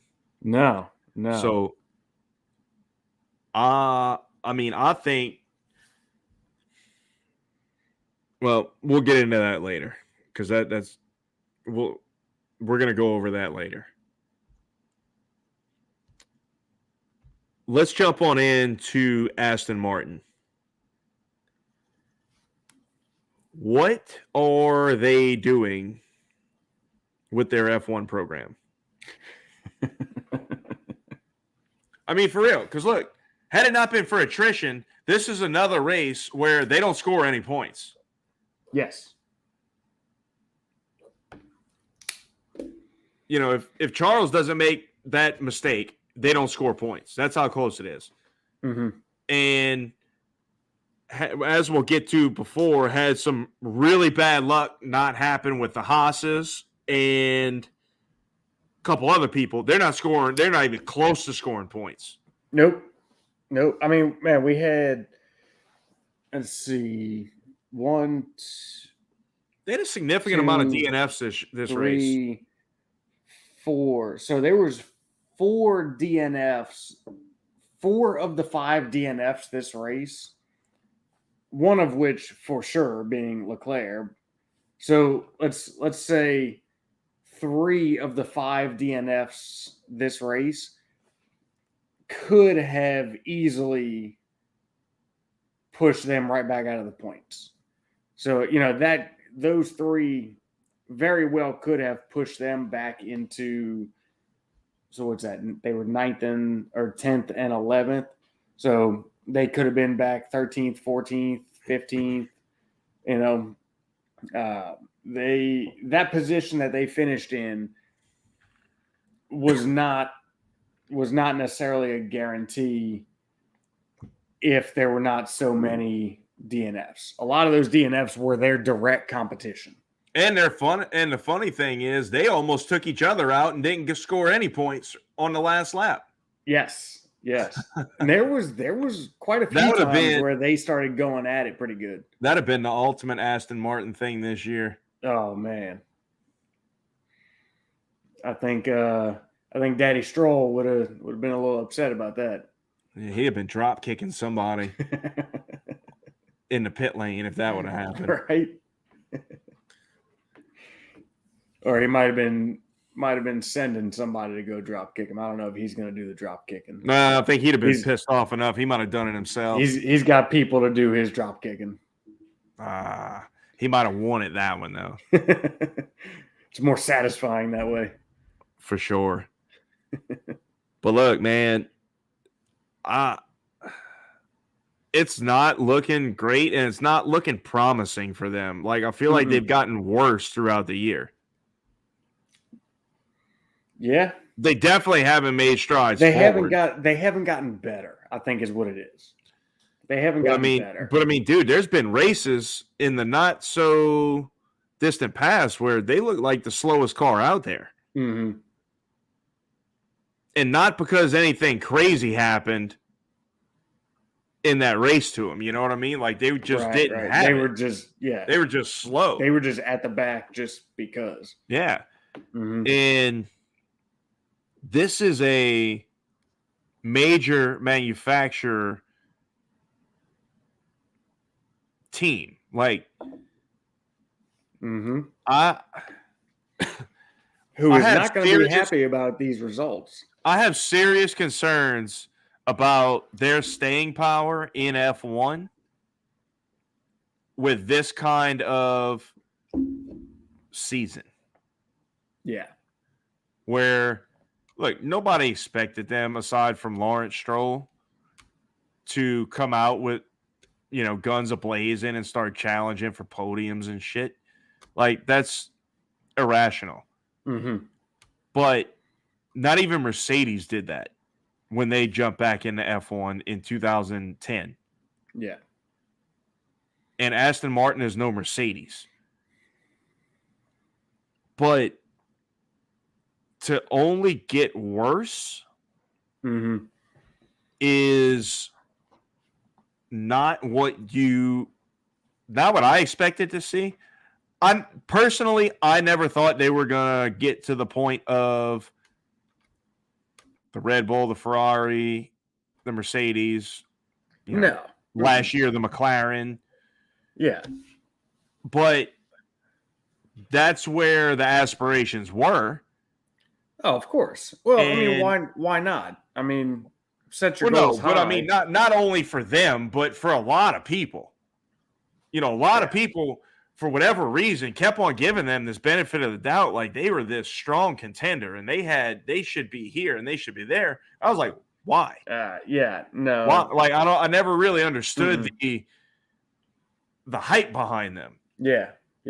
Aside from their immense jump in pace when they copied the 2019 Mercedes.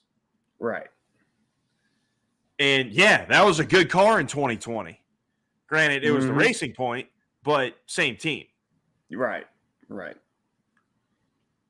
Notice how it was only good for a period of time though, because they couldn't develop it because they didn't build it. Man, when you look, people can say whatever they want. They didn't arrive at those designs on their own accord. Mm-hmm.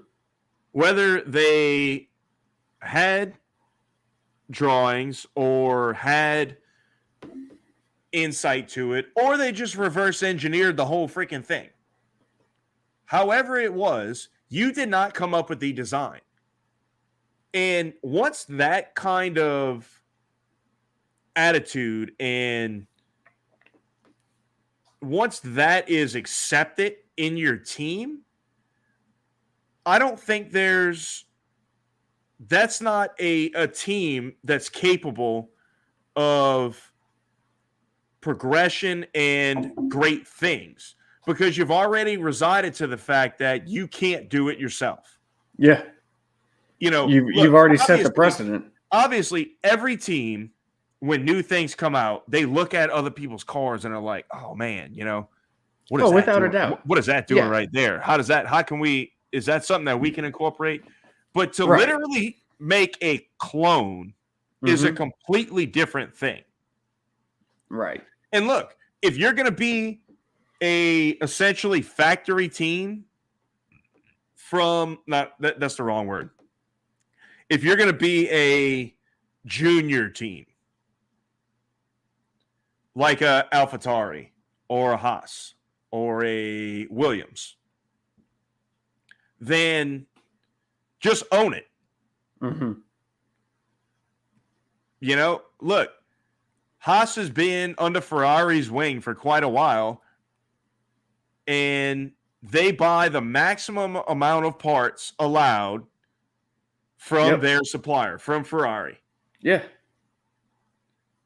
AlphaTauri is Red Bull's team. Red Bull owns that team. Yes. Obviously, they're taking a ton of stuff from Red Bull. Of course.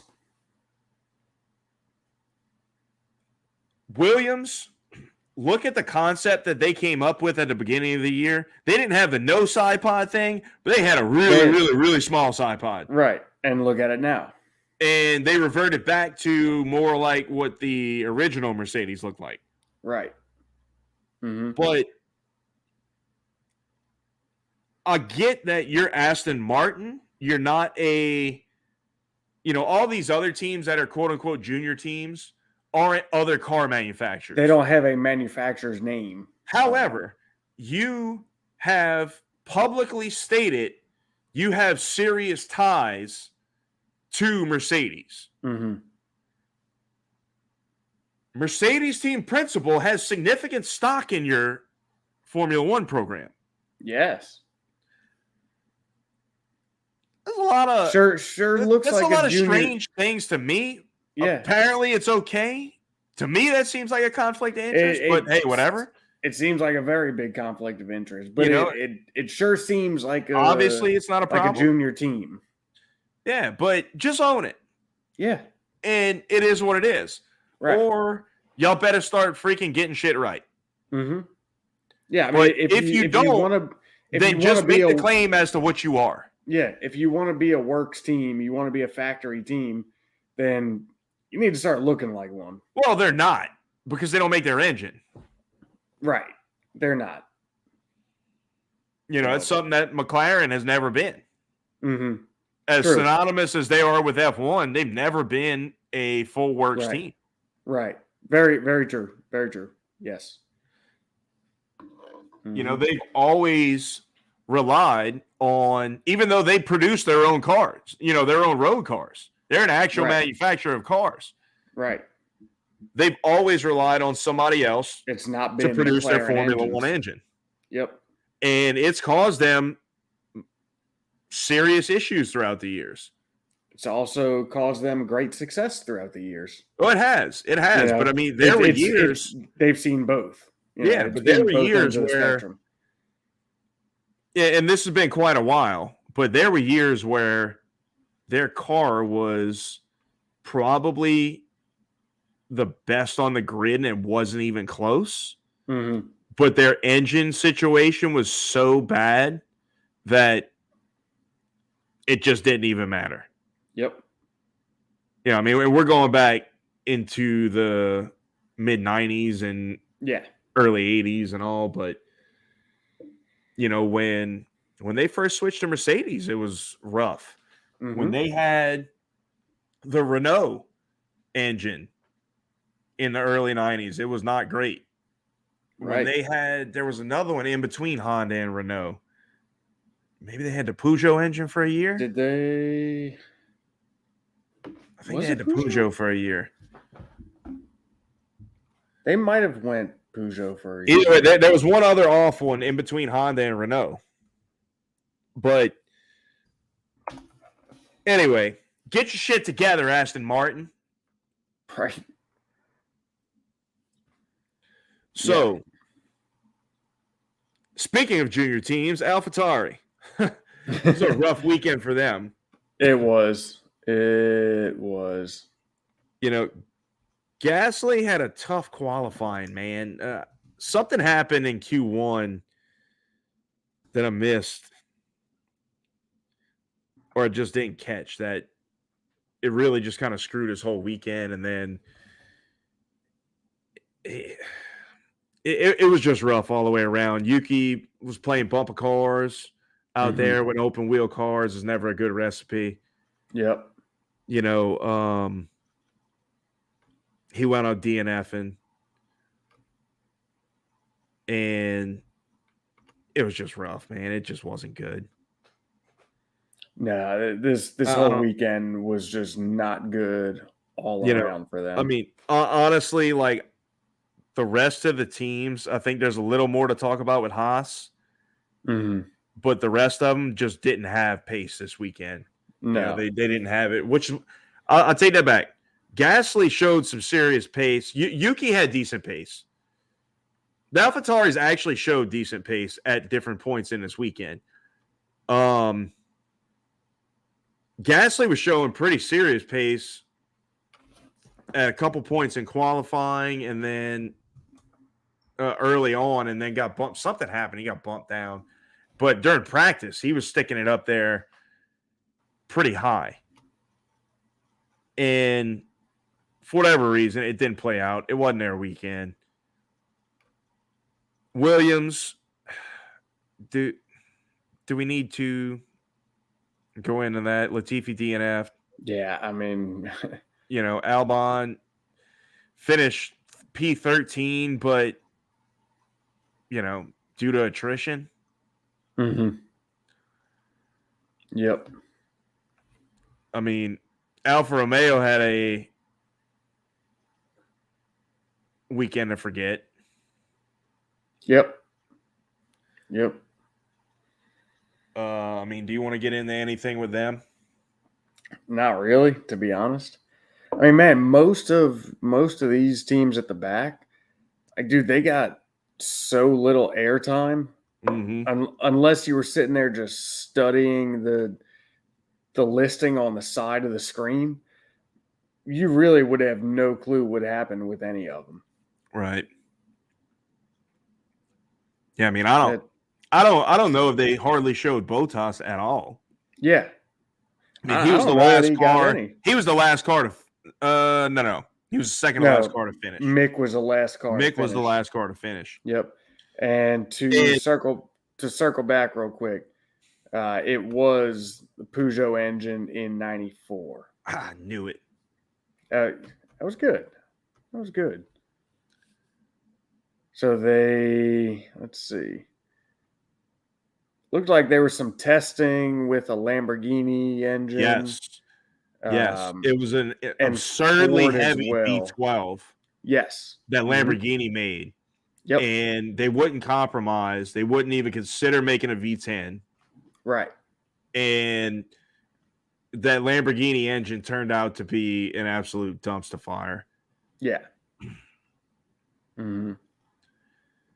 And I think actually Peugeot led into the Mercedes. Or did they have... Yeah. No, Peugeot led into the Mercedes partnership. Yes, they went with Mercedes in 95. Yep. Which was the last year of that iconic livery. Yes, it was. All right, that's a total blast from the past. But right. Look, Haas, out of all these last few teams that we've been just almost prancing over, the Haas is the only one that kind of had legitimate excuses for what happened. Right. Because they both got tagged out, more or less. Not only that, but even before that, they got royally screwed with the timing of that safety car. Because they had both made their pit stops before. Yep. They went in early. Right before, and then the safety car happens. Mm-hmm. And everybody else gets these free stops, and this is an insanely long pit stop. 28 seconds? 28 seconds. Yeah. Mm-hmm. I mean, what's up with that? Well, they extended basically the line of where you have to be on the limiter. That got extended at some point. I think it was this year. I don't remember it being this long of a pit loss last year. Bro, that's an absurd amount of time. Yeah. Yeah. So I mean, they got just their whole strategy got demolished with that. Yeah. So they got relegated to almost last because of it. So you had the pit stop screwed them, or not the pit stop, the safety car screwed them. Mick had contact with Joe. He got spun out by Joe. They went in side by side, and Joe caught a snap of oversteer, and in correcting it, tagged Mick, spun him around, and then K-Mag got tagged by, who was it, Latifi? I believe. Yeah. He got tagged by Latifi and then retired shortly after that. So not a great weekend for him. Not what they were hoping for. They've had some great momentum going, and just wasn't able to keep it moving this weekend. No. And like we said, not really to any fault of their own, honestly. Right. I mean, come the start of the race, they were looking pretty good.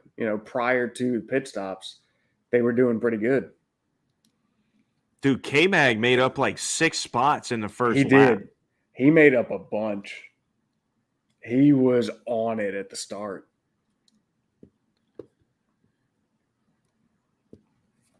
Yeah, so look, rough weekend for them, but I have a feeling they'll bounce back. They still showed that they had pace, and just some unfortunate circumstances kind of got them. And when you have those kind of weekends where you're starting from the back and things don't go your way. That was another thing with qualifying with Mick. In Q1, he got knocked out because his lap time got deleted. Yeah. Because he cut the inside of a corner too sharp. Yep. Which is, you don't see very much. But in turn 3, it must have been, I've seen it I haven't seen close-ups of it. It had to be millimeter close. I mean, you could see how close it was. That, if they say it is. But, to me, that's something that's not really. It's not subjective, right? But nonetheless, bad luck. They'll move on. I think they'll be pretty good next week. Oh yeah. Next week at the Hungaro ring. They got the upgrade, their first and significant upgrade package coming next week. That is correct. Which I'm really curious to see where that puts them in the competitive order. Because they've already been dabbling around with Mercedes from time to time, Alpine, McLaren. I mean, they've made McLaren look silly quite a few times. Yep. They've, been racing and beating Alpines from time to time, and they've even tried to take it to the Mercedes. Yeah. So, I mean, they're kind of all, they've got potential. And if the potential's there. If these upgrades can really be significant, too. Dude, we might see a Haas that we've never seen before. Well, we saw a pretty competitive Haas in 18, man. Yeah. I mean, they were consistently fighting for 4th and 5th and 6th. You're right. Yeah. Very true. Kind of forgot about that one. Yeah. So, all right. Let's one other thing in between this week and last week. I think it kind of came out right before last week. We did the show last week and didn't really talk about it. Is Danny Ricks says he is committed to McLaren for next year. So that kind of answers the $1 million question as to what's going to happen to him. Yeah, unless they really see the need to make a change. Right. And in my opinion, you can't do it because it just costs you too much money. Unless one of these other guys has some backing who's already in their program. Maybe if one of these other guys has some backing and they're like, hey, look, we'll cover Danny Ricks, part of his severance package, which is his however many percent of or 100% of his salary for next year. But I can't see McLaren footing that bill just to not have him drive. I think it would be a very unwise decision. But yeah, I mean, he has made it clear that, because that we've talked about that. A lot of people have talked about that. It's been a big thing this whole season, really. Seeing his performance and whatnot. And he said he fully intends on being here. So yeah, barring anything that happens behind closed doors, we'll have Danny Rick in the McLaren in the papaya next year as well. And I'm glad for that. Oh, absolutely. I'm glad about that. I hope that's the case. And I really hope, man. I think this is going to be the quietest silly season that we've seen in quite a long time. Dude, because we're about to hit it with the summer break. That's typically when you start seeing all the announcements drop. Yep. It's really starting to look that way with the drivers that we already know are signed and are continuing where they are. It's really looking like a pretty quiet one. Yeah, so look, we'll see. Who knows? We might wind up with some shocking news coming out in the next couple weeks. Yeah.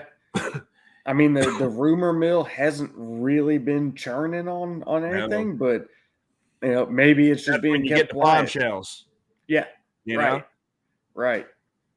So, I mean, who knows? I don't foresee it happening, but nothing's out of the question. No, it's not. So, anything else? Well, we missed anything here? Anything? I don't think so. Of importance? No. I think we got it all. Nothing comes to mind. I feel like it was a pretty straightforward race, man. Yeah.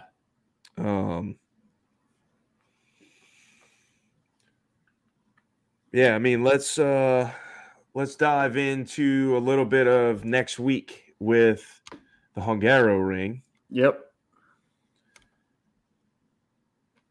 Should be okay. Everybody take this with a grain of salt. Should be a Ferrari track. Ferrari should absolutely dominate this track. Am I saying that's going to happen? No. I'm saying they should. Now, as a reminder, who knows?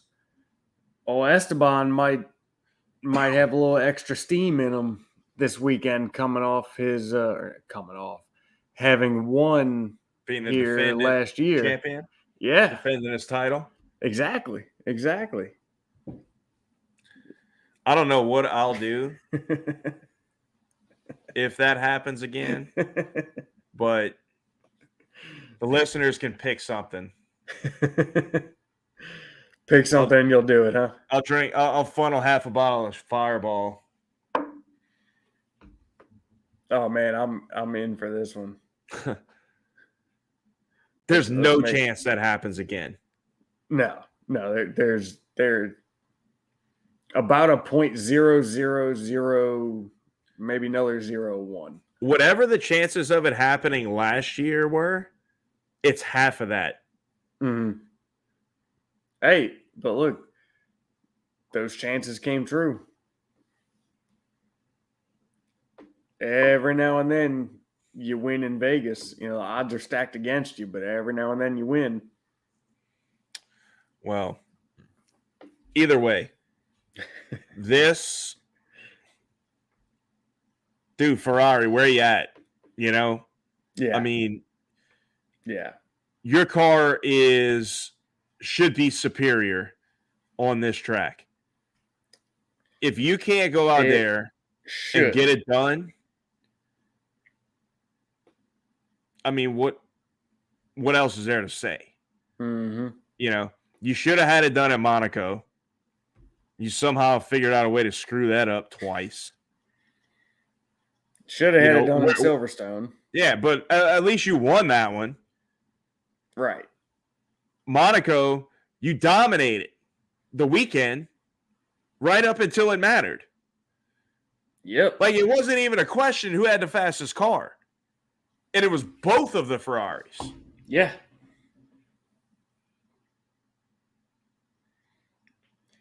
Same thing with Barcelona.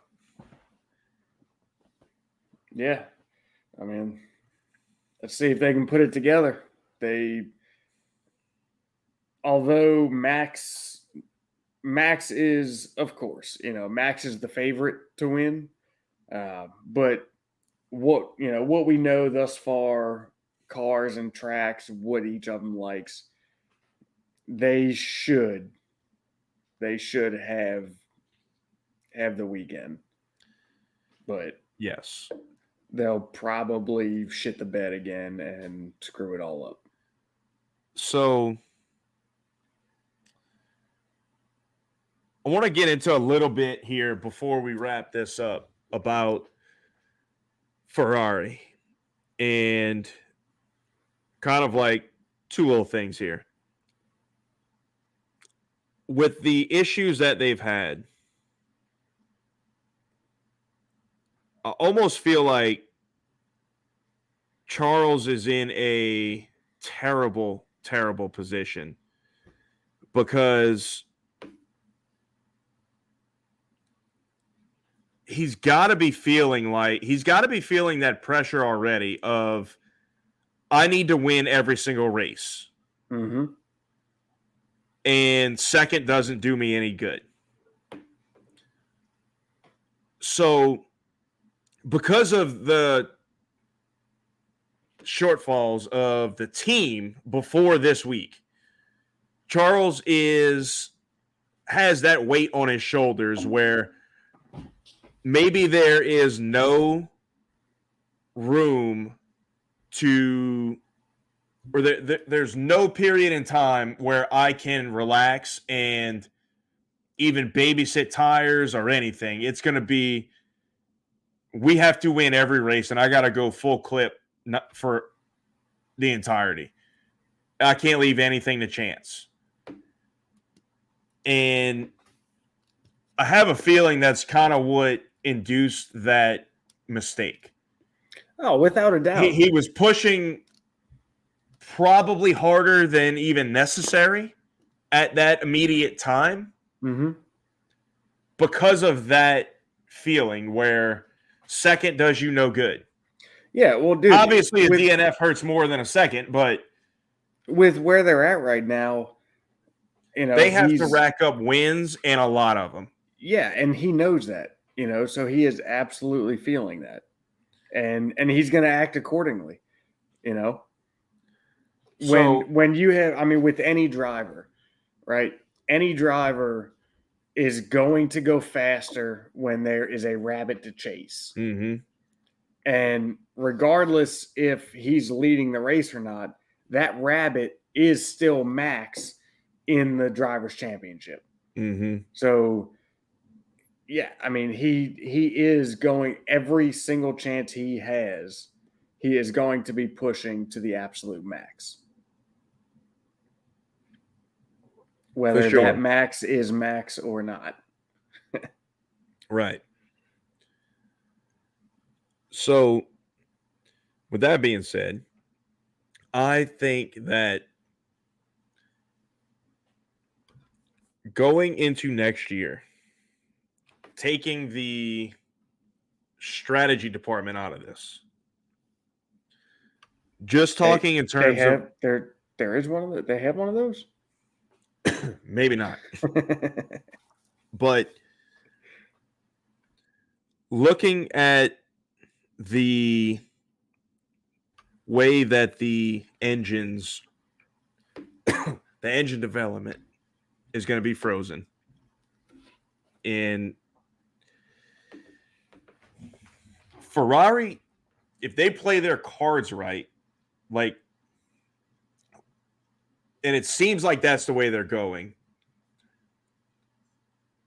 may set themselves up to have the superior engine for the next 3 years. Because what have we heard, even from Christian Horner at the beginning of the year, when Toto was ragging his shit because they had some DNFs in the first 4 races? Mm-hmm. I'd rather have a fast engine that's unreliable than a reliable engine that's slow. Right. Because with the engine freeze, you can't fix for performance. You can fix for reliability. You can fix broken. Right. So Ferrari is said to have the most power. Yeah. Well, we know the engine in full working order. We know that engine is stout. Right. So if this year is just maybe that is the thing the whole time, right? Like, hey, we have to, because of this engine freeze, we have to ramp up and maybe even introduce more than what we're ready for, because we can't do it. Yeah, and fix it along the way, because we can't do it a year from now when we'd want to. Right. When theoretically it would be ready and we'd have time to develop it. Yep. So we just got to bring it on board now and fix it as we go. And if it costs us some races this year, so be it. But it's going to that has to be the way it is, because it sets us up for the next 3 years after this one. Yeah. Now, that's a very valid point. So in the stretch of a few months, it looks like Mercedes went from having the most dominant engine maybe F1 has ever seen to the third best engine on the grid. Mm-hmm. Maybe even the fourth best. That Renault, we just don't have any other teams with it. Right. And it looks really strong. It is strong. Yes, the engine is strong.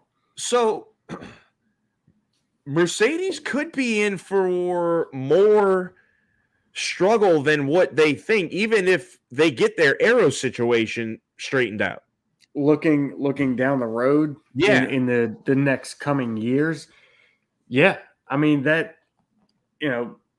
Christian's quote earlier this year could absolutely be either somebody's ticket upwards or somebody's nail in the coffin, Yeah, I mean, so look, let's just say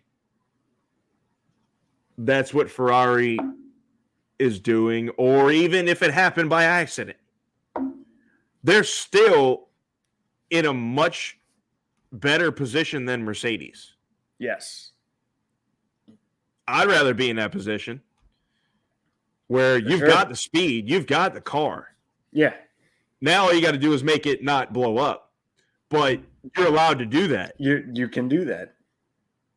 You're allowed to introduce whatever upgrades you need to make that not happen. Yeah. So that was just one little thought that I had this week in terms of Ferrari and kind of where they're at. And look, even if this season seems like it's a lot of growing pains and it's a lot of heartache for the Tifosi, things look, being that there's an engine freeze, the next 3 years after this one look very bright. Yeah. As they do with Red Bull. Mm-hmm.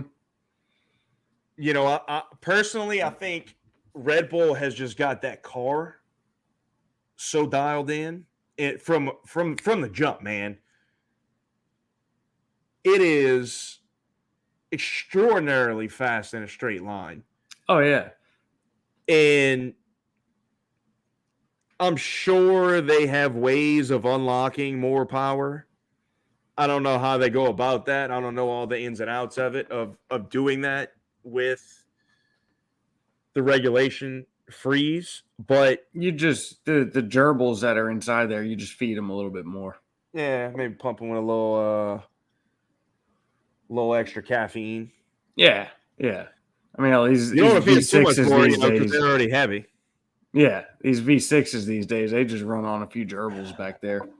1,000 horsepower worth of gerbils.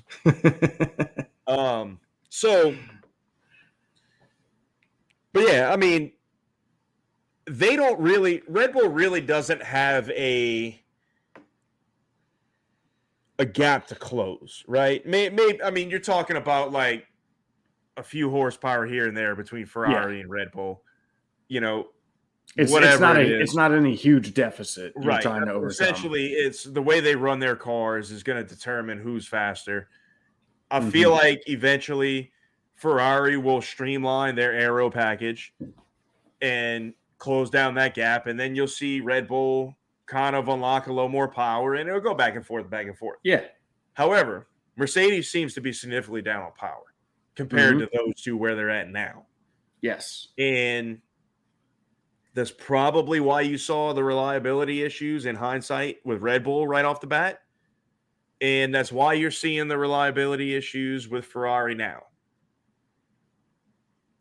So they are taking, you gotta think that's what appears to be a different approach than everybody else, maybe. And it could be Mercedes may have underestimated their ability to close that gap. They may have thought they were good where they were. Could be. Why wouldn't you? after the last 8 years. Mm-hmm. So, yep. Well, it's like like how we've been saying this year that Ferrari kind of forgot how to win. mm-hmm. Did Mercedes forget how to lose and how to build? And I mean, I think, I don't know if, look, this is a common word in F1 because everybody's got them, but I don't know if ego got the best of them when it comes to their engine and separately this aero design that they had, where they maybe thought, hey, we got something here that we don't think anybody else is going to do. But quite a few, I think there was 2 or 3 other teams that said they went down that road early on in their concepts of these new regulations and said that it didn't have the potential that the other direction had. Right. So maybe they just missed it, Mm-hmm. Maybe that's all it was. Maybe they just, for the first time in 8 years, they made a legitimate mistake in terms of the direction that they took. I mean, that's, in my opinion, that's statistically, that's probably what happened. I mean, you can't get it right forever. No. At some point, you're not going to be at the top. Like, it's how it works. Yeah, I mean, the fall was inevitable. Yeah. It's just a matter of how far is the fall and how long how before quickly do you start climbing up rise. again. Yeah. And still we rise. Well played, sir.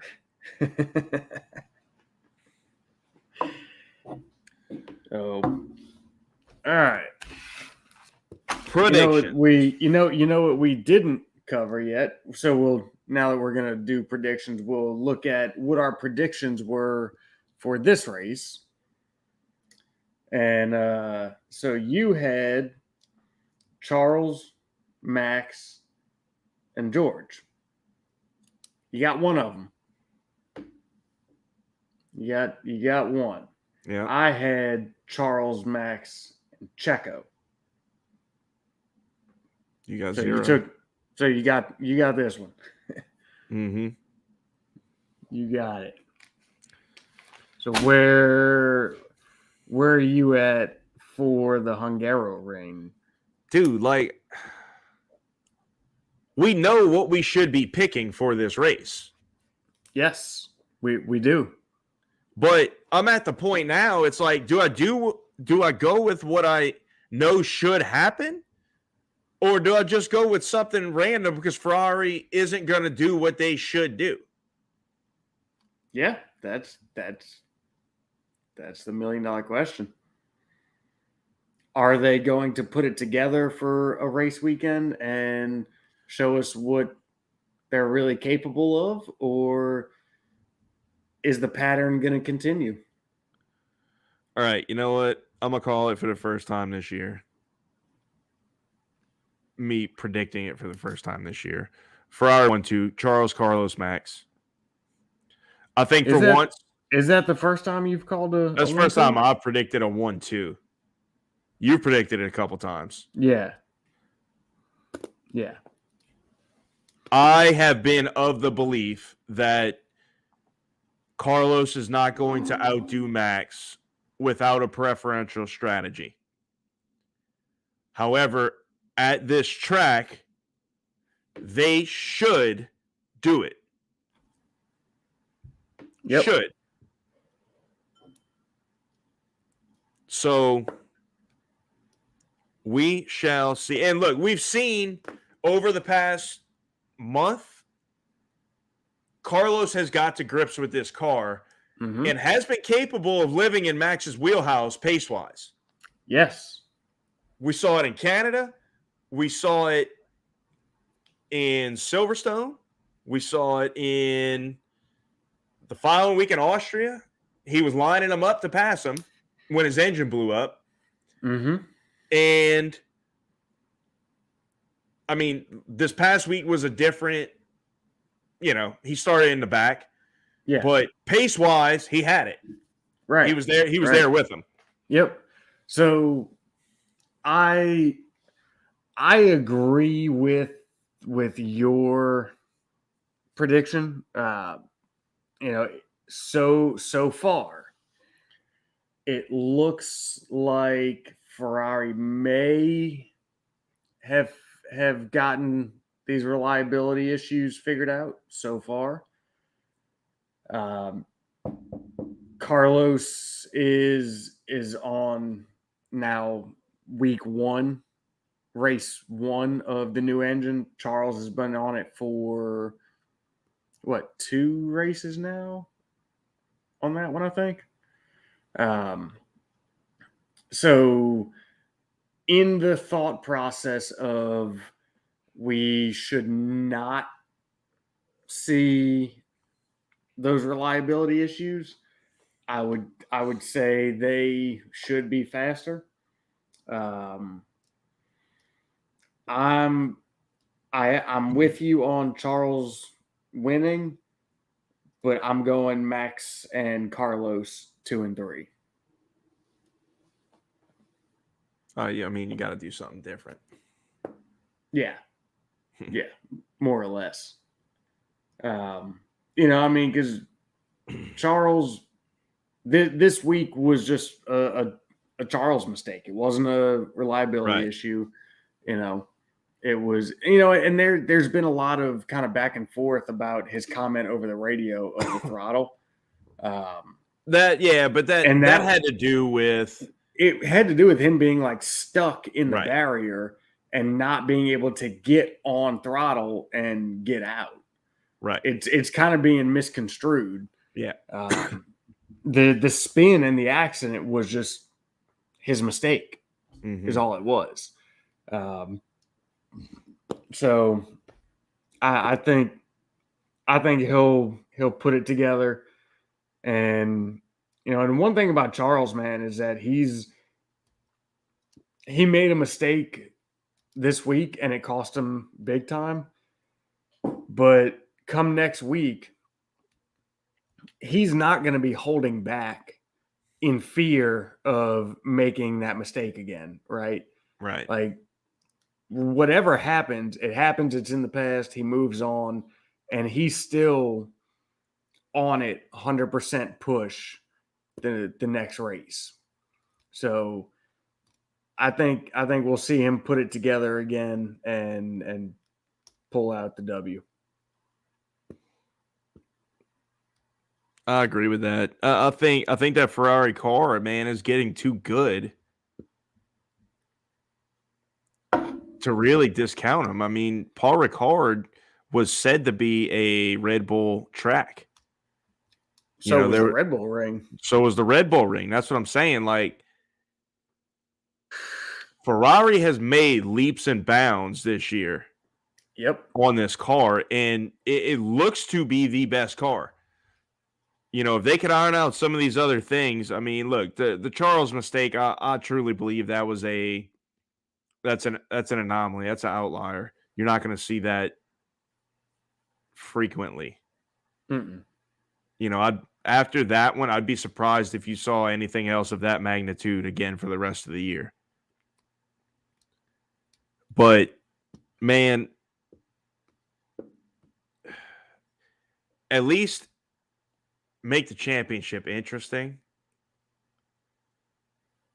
I don't think Red Bull is going to relinquish it. I think the gap has become too big. Short of something crazy happening. Another run of DNFs for Max. String of yeah. But if that happens, all bets are off. Right. But it's not looking likely. Nope. And at this point, Max is in the position now where he doesn't have to drive aggressively. Mm-hmm. He doesn't have to defend hard. He can take a whole bunch of second place finishes. Right.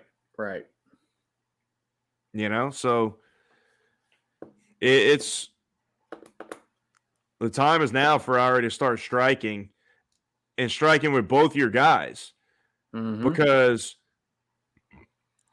Max finishing second doesn't do you a whole lot of good. No, Max finishing third, it helps a lot more for a significant amount of races, puts you back in the fight towards the end of the season. So, look, I don't know what to think really about Hungary, dude. I think it's something. Yeah. Well, I mean, again, we've been so conditioned to like, okay, here's what should happen, right, and then we see what does happen. So now it's like, well, shit, I don't know. So, outside of Red Bull and Ferrari, who do you think will be strong this week?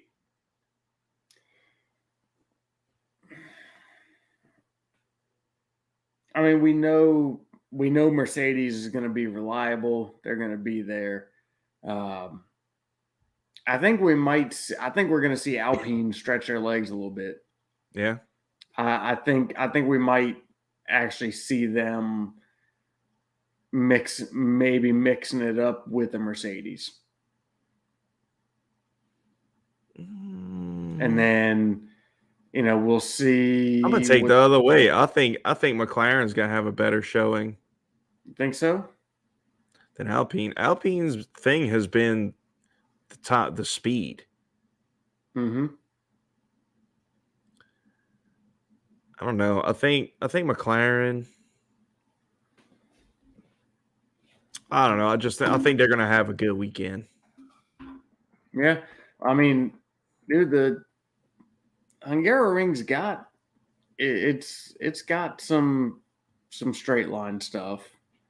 It's a downforce track, man, and it's also got some tighter stuff as well. Like and there's no passing opportunities on that track. It's got a good mix of both. Like it's got some decent runs, but then it's got some tight stuff as well. It's got some higher speed turns, and it's got its slower speed turns. Like it's a good mix. Mm-hmm. And it'll be interesting to see what Haas does, man. Yeah. I think they'll be all right. They're gonna have their big upgrade package. I think Haas is gonna be strong this week. Assuming that upgrade plays out the way it's thought to be. Yeah. Well, that was the whole point in delaying it so long was just waiting until it's ready, until it's right. They know it's going to be beneficial, and so if it doesn't work, then Haas has got serious problems. Yeah, right. But from everything they've shown this year, I'd put more stock in them than Ferrari strategy department. I can't say I disagree there. Yep. So, all right, what kind of quote you got for us tonight? Got one that we all know and love, and it goes something like this: "Just leave me alone. I know what I'm doing." Mr. Kimi Räikkönen. Mm-hmm. And I use that one because we heard something similar from Lance Stroll. And like, man, when I heard it, I was like, holy shit. Like, where is he? Kimi's back in the car? Like, it kind of caught me off guard. But I mean, we know Lance can get a little snippy in the car at times. Man, I feel like they really try and pump these guys with way too much information a lot of times, and half of it's useless to them. Right. Yep. You know, like they're telling you the deltas that you need to hit on the steering wheel. You don't have to repeat that over and over. Mm-hmm. Yep. I don't know, like they have so much information at their fingertips. And like they'll tell you the same thing over and over and over and over again. I can imagine that getting when you're locked in like that, I can imagine that getting annoying. Oh, without a doubt. Yeah. Mm-hmm. So, and like, man, I mean, it's easy to be on edge when you're in the car too, you know? Yeah, for sure. Like, I mean, look, I can vouch for that personally. Like this past weekend, the radio wasn't quite working right. Like I couldn't understand some of the messages and mine weren't always going out. Mm-hmm. Like, and dude, that gets so frustrating so quick, you know, like, so I can understand it, you know, when some of these guys come across the radio and everybody's like, oh my God, you know, wow, he's an ass.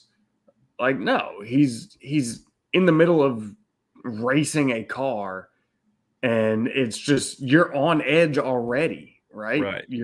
That's the whole thing. Like, you're driving this car to the limit. You are on the edge. The car is on the edge. Like, everything is. So when something comes across the radio, it's going to be typically on edge as well. Mm-hmm. So, I mean, I get it.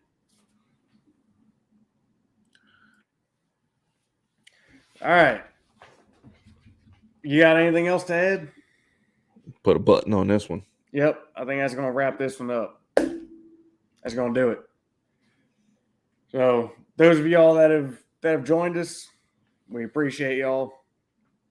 And if you're catching this later on the podcast, go find us on YouTube. You can find the video, the live feed, and find us on social media, Facebook, Instagram, Twitter. Give the YouTube page a like and a subscribe. Give the social medias a follow. And again, hit us up. Let us know what you think. Let us know your opinions on any of the topics we've talked about. We are more than willing to hear them, talk about them on the stream. You know, that's what this is intended to be all about. So, all right. That's it. Wrap it up. See y'all next week for Hungary. Yep. See y'all.